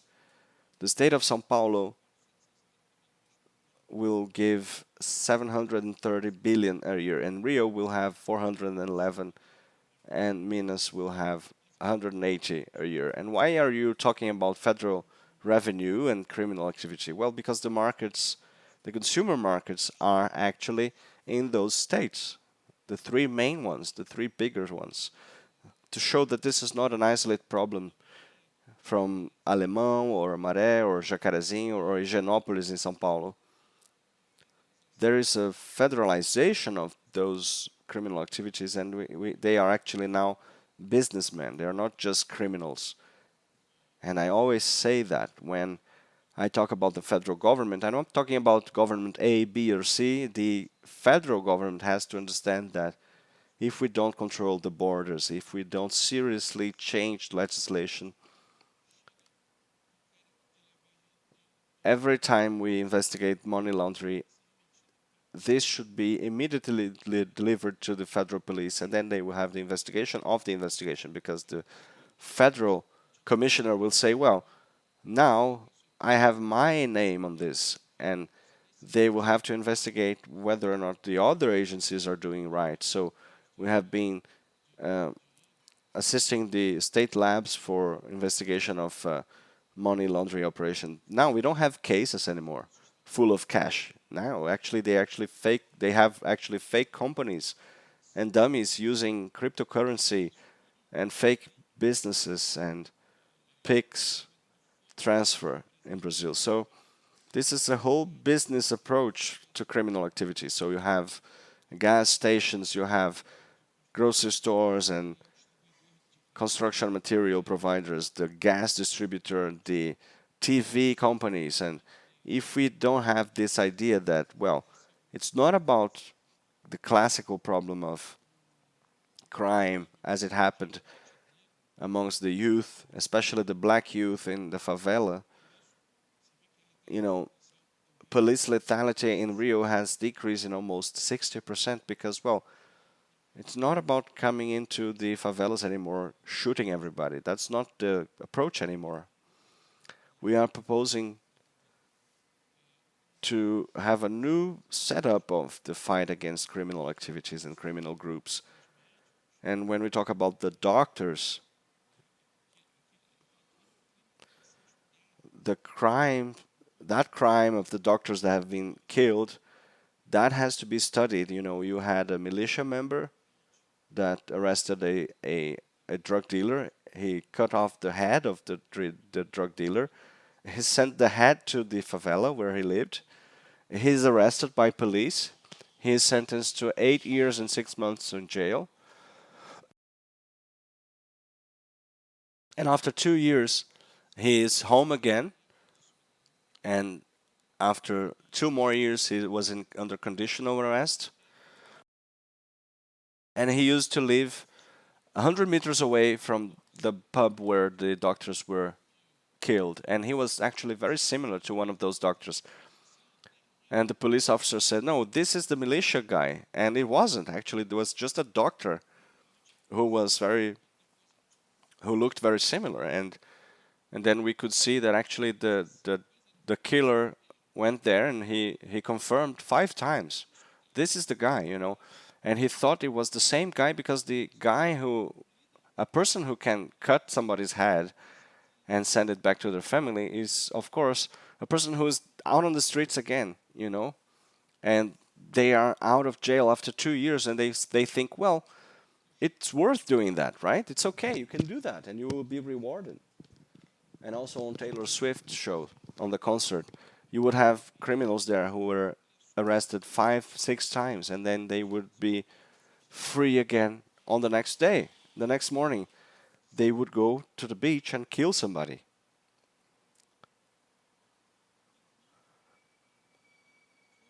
And as long as we have people being arrested 26 times, 30 times, the police is just kicking a dead horse. It's not about arresting more people or incarcerating more people.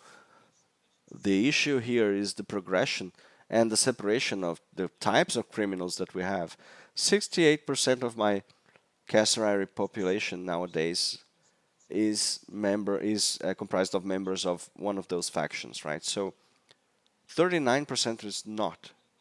And when crime happens, they are treated the same. And now, when you go to the door of the prison, the building of the jail, you know, everybody is treated the same, whether or not you are a killer or just a minor infractor. So if you don't have a new approach to deal with militia and drug trafficking, and we have seen the examples of New York here today, for instance, well, you should do that. You cannot deal with a militia member or a gang member the same as a minor infraction. Because they think, well, okay, the faction will pay for my family's living for 2-3 years because I'll be back in the streets again. And if we don't have a category change, a change that is not about just incarcerating more people, but actually about having harder rules for when people are already in jail, and I won't get into the prison release policies, and you know this is trending right now, but I think I have some criticism to the project, but I think we have to think differently about the system. We have to look at human rights indeed, but we have to look at the possibility or impossibility of rehabilitation. And sometimes, you have people that are impossible to rehabilitate, and they are being benefited by those who are taking care of them and putting them back in the streets. So this is a huge danger to society. This is a very complex subject. It involves legislation and investment and investigation, and also involves repression. Yes, it does, and it is important to have repression.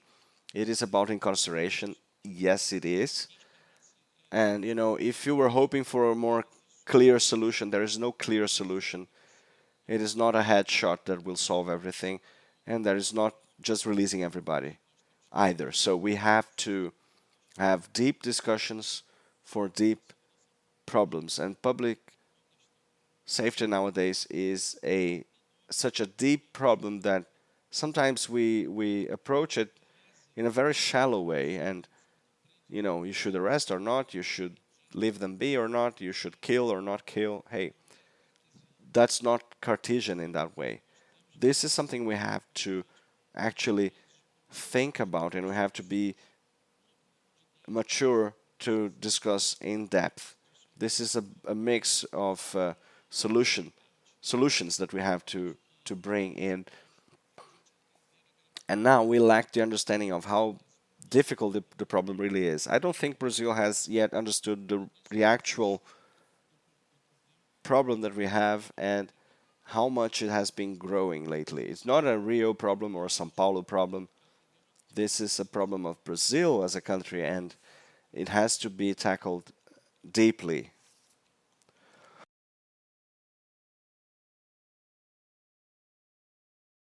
Thank you, Mr. Governor. That's perfect. I will now pass on the floor to the Secretary. Good afternoon, everybody. Governor Walfrido, thank you so much for this opportunity. Well, Governor ended up saying it all, and I don't have anything else to say actually, but public security, well, the solution is very complex. And what we see nowadays are people presenting simple solutions to a very complex problem that goes from investment, personal investment, to technology and legislation and legal prison systems. And we have to see Rio now as a place that has never had as much investment in public security as we have now. The amount of men we have in our police force is the great difference that we have, and the value we give them will generate the good results. And if we look at the last 2 years, we have slowly acquired good outcomes, and the big challenge that we have to deal with now is to transform those positive outcomes in the feeling of safety, right? So the right to come and go, and the right to have leisure time and peace of mind, and a favorable environment for business, everything ends up being a mission of public security. And public security is cross-cutting, right? So we don't have tourism if we don't have safety for tourism. We have no economy if we don't have a safe environment, and everything goes through safety and security. So when we see the numbers, sometimes we are startled by them. From January to April, we had 2,400 guns taken from the streets in Rio de Janeiro, and from those, 600 have been assault rifles. And just in May, in the month of May, we had 68 assault rifles taken away from the streets. And I don't want to see what state in Brazil has had that number. Only Rio can do that. And this is a specificity of Rio. Rio is the fourth smaller state in Brazil, the third most inhabited, and the second GDP. So Brazil is attractive to crime. And that is why many of the criminals will look for Rio and go to Rio. And for a long time in the federal government, we had a huge pressure to fight against the militias. And I will tell you, we have fought seriously against them. We have more than 1,000 arrests of militia members in Rio, only during your term. So this is a very intense struggle, but it is also creating the weakening of an organization, and that creates a gap, and other organizations will see that as an opportunity. And militias are an organization that is very local. We only have that in Rio, which is different from the Comando Vermelho, which is now present in 21 capitals. PCC is now in 25 capitals, right? So PCC and the Comando Vermelho are the main criminal organizations in Brazil. And when we see that, we have to understand that Brazil has chosen federalism. But federalism is a way of actually decentralizing command. But it shouldn't be the separation of command. It should be about cooperation and not separation. As the governor said, we are not producing guns, these guns that he mentioned. And I've worked for many years in the federal police, and I shouldn't say that the responsibility is the federal police's mandate or the federal government, whatever you might say. Well, the actual point here is to show the importance of this partnership with the state. And when we talk about cooperation, it is about bringing the federal government close to the state and having the federal government as an important partner to fight against criminal activity. So those 11 criminals that have been arrested in Rio, what are the faction that they could belong to? The Comando Vermelho, right? And why would they be in Rio? Well, because Rio, especially the capital, has 40% of all of the population of the state of Rio de Janeiro. So the demographic density is huge.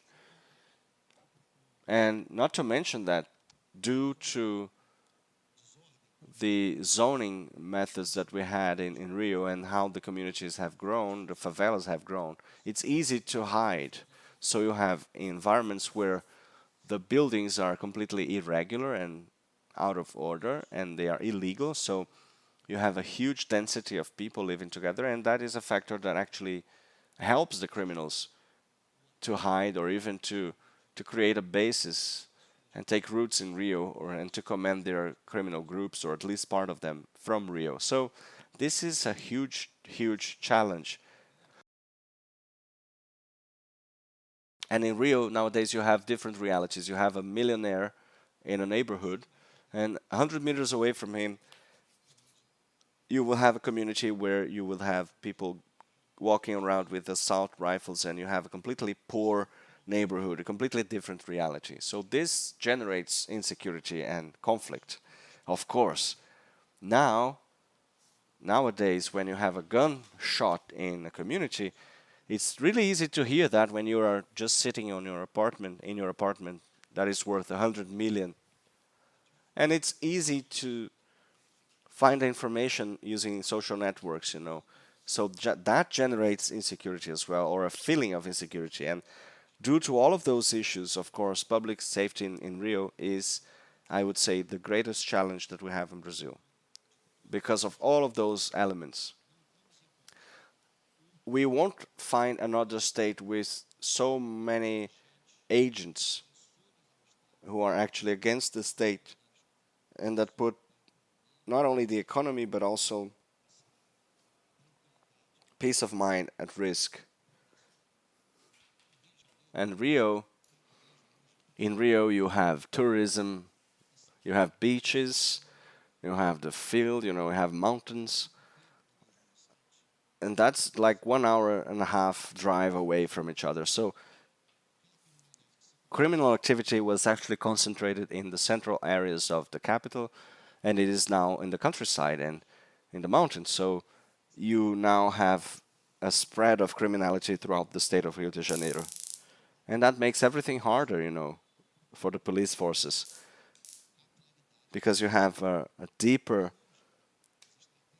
problem to deal with. And now the strategies that we have coming from the governor, Claudio Castro, we have immediate measures, immediate actions, and then we have medium and long terms. What are the immediate measures? Well, now, since we have the issue of the feeling of insecurity, because the criminals are coming out of the favelas, and they are going to rob people and kill people, and that's, people feel like, well, it's a crime against the assets, right? So you want to protect the rich because they're being stolen. No, not that. The main target of the criminals now is the cell phone, and now from any poor worker to the richest man, so everybody has a cell phone, and sometimes they will pay a lot of money, all money that they have, they will spend in a cell phone to work and to drive an Uber or something like that. And sometimes the criminal just wants the cell phone, and they end up killing the person, the victim, and that is also a crime that happens a lot, and that is shocking to the population. And you will see a humble worker losing their lives because of a cell phone, and it's not because they're rich, it's just because they have a cell phone as everybody else, but they are vulnerable, right? And in order to solve that crime, you have to have police over there. You have to have ostensive presence of police. And how to do that in an efficient way? With this density that we have in Rio, 40% of the population of the state is in the city of Rio. We have also the problem of urban mobility. So traffic jams end up making the police makes the police have a hard time in going places, and it is hard for us to assist the population when they call the police. So just so you have an idea of how long it takes to call the police. Of course, we do have some jokers who will, some stupid people who will call the police just out of poking fun at the police, but usually whenever people call the police, they want the police to get there as quick as possible. And we cannot have cases such as we have in Rio, like taking 1.5 hours for the police to arrive. So now these solutions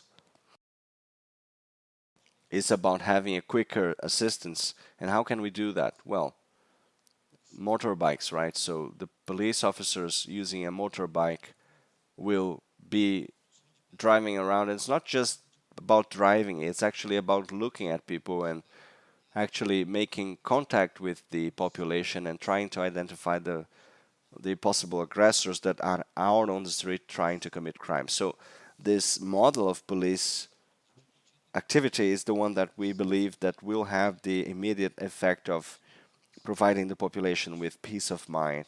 And that is what we are trying to create now. We want to create a motorbike battalion just for this kind of ostensive police activity, creating a doctrine of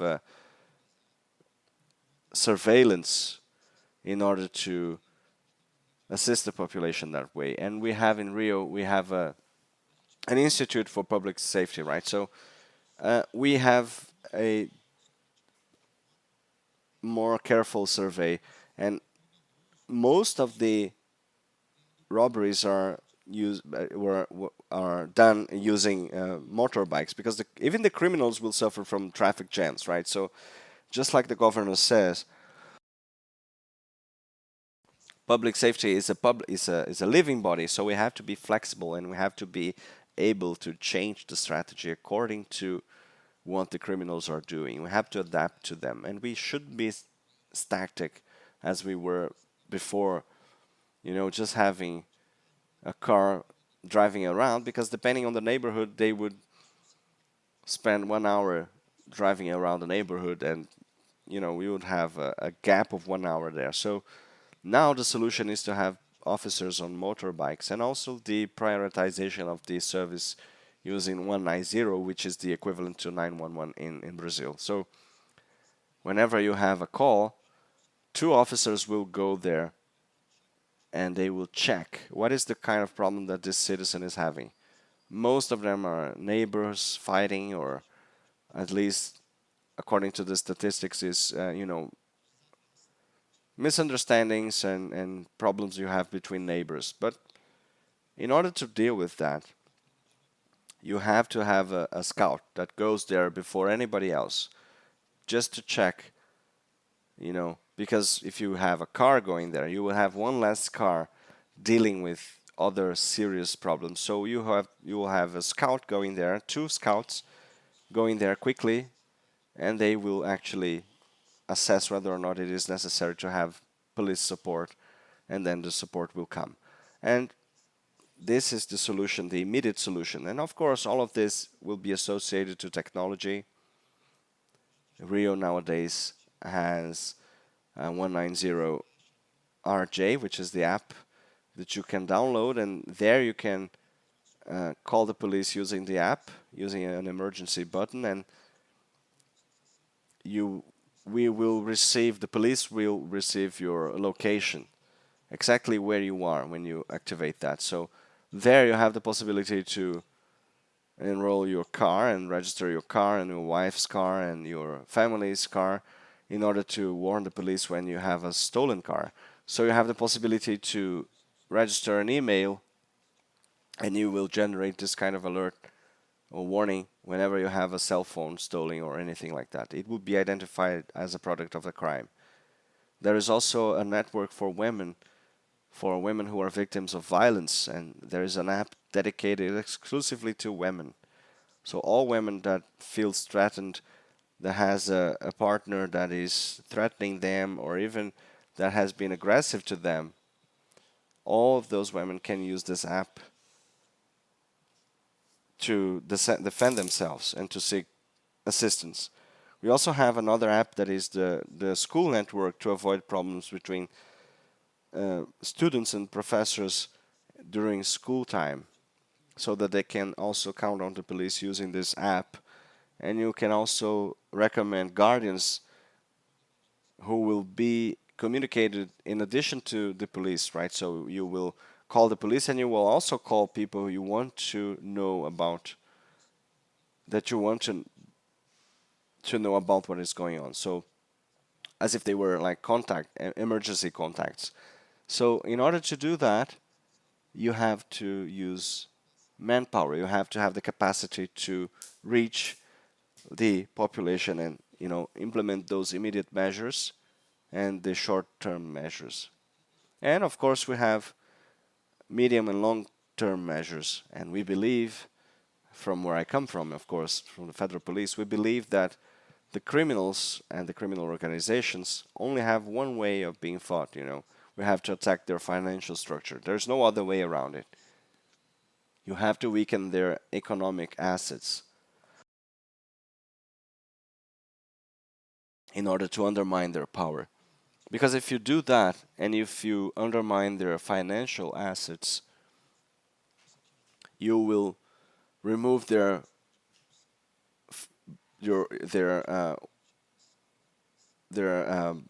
lethal force. And not only that, but you will also take away their capacity to produce resources and also the capacity to recover assets. So it is interesting because you will undermine their resources, their financial resources, you recover assets, and the investment will be done back, will be directed to the police. So wherever you take away from criminals, you will invest in the police itself in order to increase the quality of the work of investigators and agents. And that is a positive loop that is self-sustainable over time, right? So the capitalist view of repression right now is what we understand to be the most effective. So that's what we are pursuing right now, making them weaker by losing their economic power. And of course, in Rio, when you speak about drug dealers, we understand that the main problem is not just drug dealers. The main problem is the amount of guns that we have around. So this has been also a great impact in the population, for the population. There is no other state like that where people use an assault rifle to steal a car. Only in Rio. And it happens because of the proximity that you have. They won't walk more than 300 meters to get out of the favela and steal a car and come back to the favela. And that only happens in Rio. And that is a huge impact in the feeling of safety or lack thereof, because it's not pleasant to turn on the TV and see the news, or on WhatsApp, to see many criminals, 3 or 4 criminals, coming out of a car to steal a car from an old lady, for instance. And sometimes you will say, well, if you look only at the value, the economic value there, the value that they have in guns is sometimes greater than the value that they are acquiring in stolen cars, right? So this is the new Wild West of Brazil. They use assault rifles for a very specific activity, usually to try and steal money from a bank or from trucks that are actually transporting valuable goods. And we will see that, to assault a building or something like that. But in Rio, they use this kind of gunpowder in order to rob a drugstore and to get some cash. And this is the main problem we have in Rio. The amount of weapons of war that they use over there. And that is why we have to tackle the problem of the other states and the presence of the federal government as well. The CONSUD, the consortium between South and Southeast, of those 7 greater states of South and Southeast, which is 66% of the national GDP, they have this vision of cooperation, right? So we understand that the police, when it comes to fighting criminal activities, we shouldn't have any borders. The problem is that in Rio, we have the same problem as we have in São Paulo, Minas Gerais, and Espírito Santo. Those states are bordering Rio de Janeiro, right? So if we don't talk to each other, if we don't integrate, we will lose the war, because they are integrating, they are organized. Comando Vermelho is not as organized as PCC, be it because they have a different origin, be it because they are more sophisticated as businessmen, but they will get there, and we are still trying, and we hope we can solve that problem, because Comando Vermelho was a cancer that was born in Rio, and now they are in all over the country. So I think that was it. I think the work is constant. It is tireless. And we have been tirelessly supporting all of the police forces in the state of Rio de Janeiro, in terms of material resources or in terms of manpower and the amount of men that we have, and also trying to support the police officers that are actually helping the communities. And for the longest time, we have seen the comparison between police officers and the devil, right? And that is terrible, because we do have problems, but the institution itself can deal with that. And impunity when it comes to the police officers that decide to go rogue and become criminals. Rio has been tirelessly punishing those people and getting after these people. We are not taking the power off the police. We are not correcting the mistake of a police officer, but we are paying attention to any kind of illegal activity or illegal action that we happen to identify whenever you don't have proper punishment to this agent. So this is a difficult task, but it is one that we are undertaking now, and I luckily have the support of the governor that is actually supporting the idea. He listens to me and he listens to the officers, and that is very important, A manager that listens, and listens very well. And he listens, and sometimes we disagree, but of course it is important for the police officers to understand that they have a support from the governor, and that makes the work easier, and we create an environment where the police officer is no longer a stranger. So it is a favorable environment for the police officer, and with that the quality of work will be higher, and what we want is the population to feel that increase in quality and to feel better in the city of Rio, and of course they will have peace of mind. That's what we all wish for. Thank you. Thank you, Victor. I could ask you many questions, and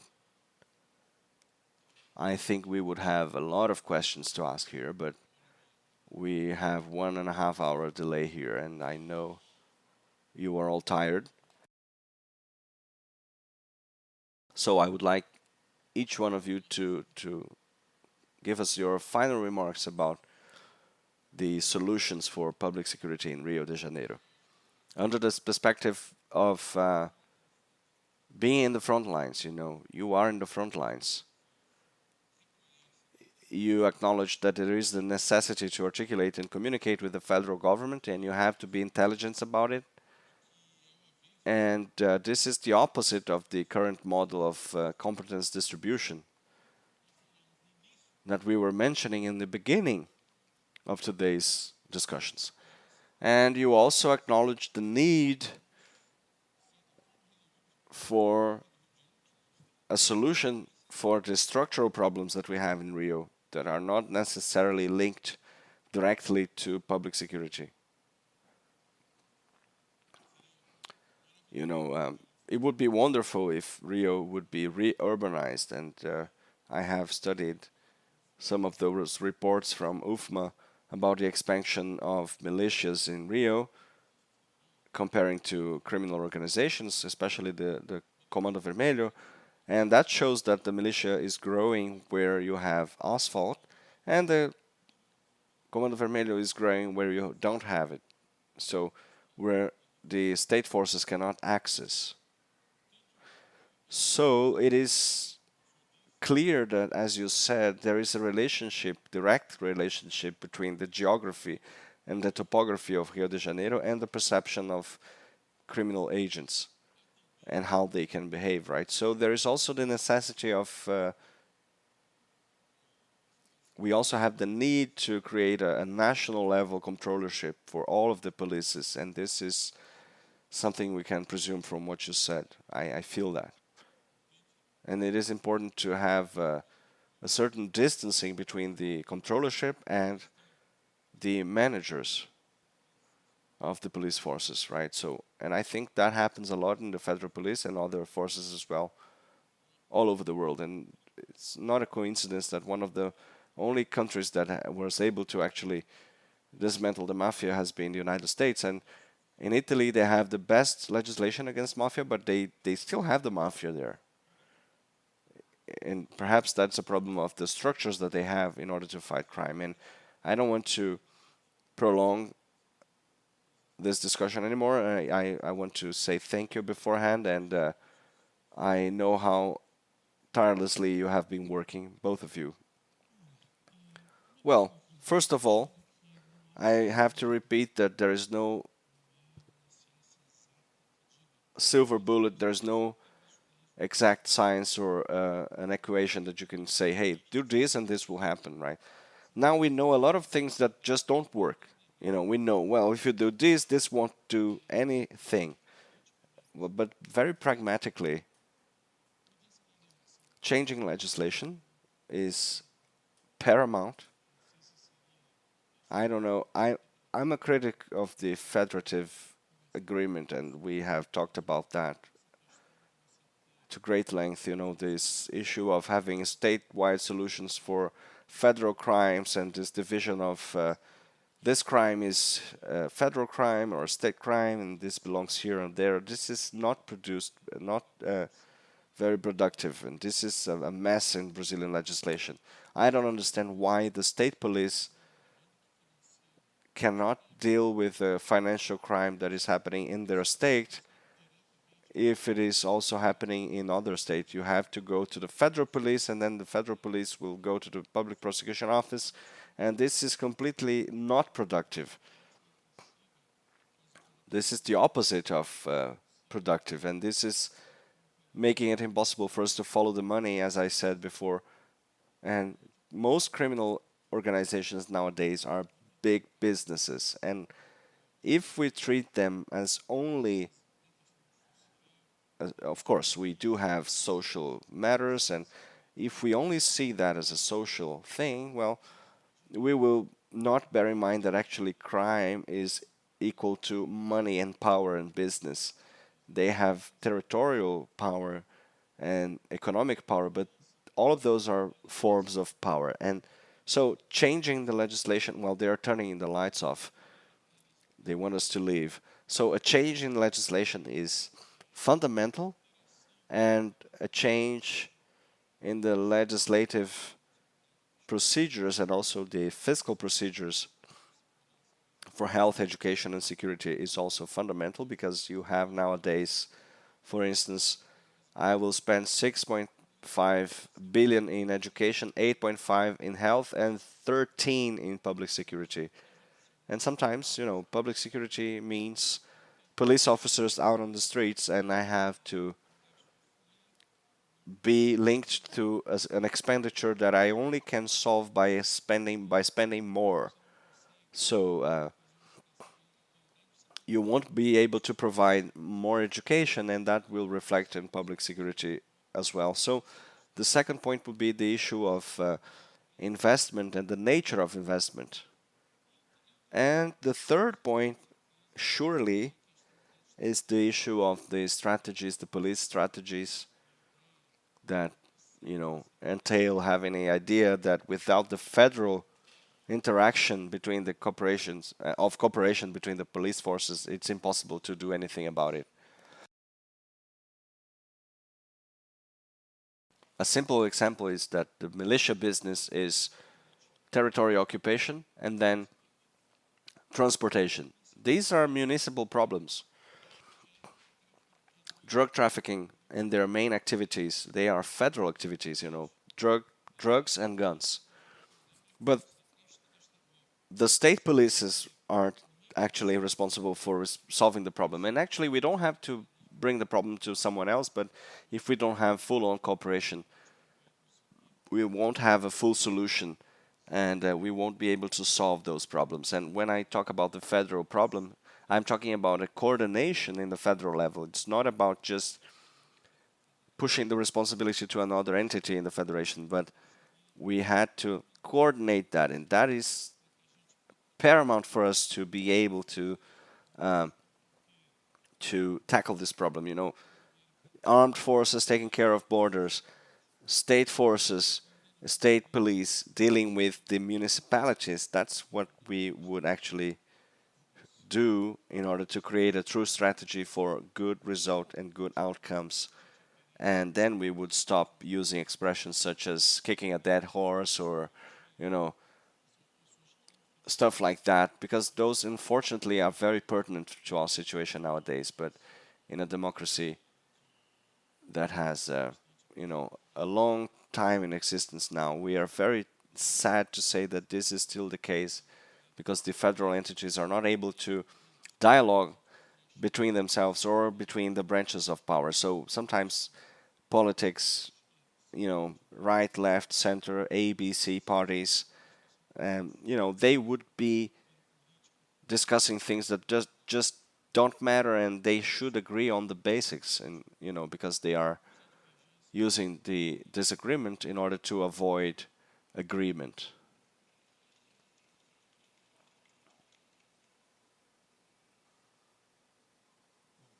Well, just like the Article 144 of the Constitution says, it is the duty of the state to provide public security, but it's not the state only. It's the federal level, the municipal, and then the state level as well. So we believe that the coordination of all of those levels is what will give us actual results that will favor the population. And the political issues, the ideology and the economy, all of that sometimes get in the way. All of that gets in the way of coordination, right? So it's not about the richest state demanding from the poorest, and it's not because party A or B said this or that. Those are just noise, and they are getting in the way, And as I said, public security is a multifaceted problem. and it reaches all of the other problems that we have: health, insecurity, education. So this brings disease and problems to the population, and we have to see public security as an obligation for all. Now, the conversation that is going on with the Department of Justice, and I really appreciate the participation of the opportunity given by Mr. Lewandowski. You know, they actually have this in mind, right? Because they see that they get excited about, you know, when we present the information, and they start replying saying, hey, well, this sounds really good. This is when you speak about integration and support and mutual assistance between the states and the Public Prosecution Office and the Department of Justice, and the Department of Justice looking at all of the agencies, trying to see their specificities. That sounds like music for us, because so far we only had demands and demands, and the states would have to do everything by themselves. And I will leave you with the message: public safety in Rio will be a model for Brazil very shortly. Rio is a showcase of Brazil. It is the wonderful city, and it won't be because of criminal organizations that we will lose that status. So thank you very much. Have a great night. Can I just say one thing just to illustrate, if you allow me? We also have a problem of publicity, and I always say that to the press. There is a terrible journalism nowadays going on. They spend the whole day. Back in the day, we would fight against the camera, you know. And now people are recording, and TV is reproducing what they record in their smartphones. And I got a report yesterday, and I remember that because it was yesterday, right? So they reported that 60% of the national tourism think that getting to Rio will be either not safe or completely not safe. And 40% of the foreigners that come to Brazil believe that in regards to Rio. And when they leave, only 20% of the nationals and 12% of the foreigners will say that Rio is not a safe place, or not is either not safe or completely dangerous, right? So this is an independent survey from FEComércio. There is also a publicity problem going on, not only in Rio but also Brazil, but especially in Rio. And I've been talking to the media about it, and people in the press, because we have to also think of that, and we have to agree on how we portray Rio, and we have to think less on the likes and more about Brazil that we want to build.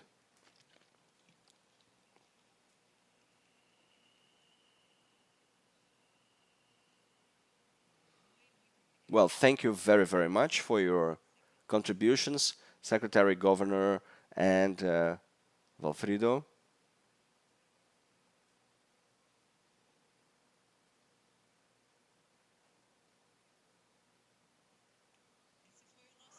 This has been the last panel for the first day of the International Seminar on Public Safety, Human Rights and Democracy. Thank you all for being here today. Thank you for watching. If you are following us remotely, on behalf of IREE and IDP, I thank you all for your presence. Tomorrow we will be here again, starting at 9 o'clock in the morning for the second day of the seminar, with many important discussions for us to debate. Thank you very much. Have a great night, everybody.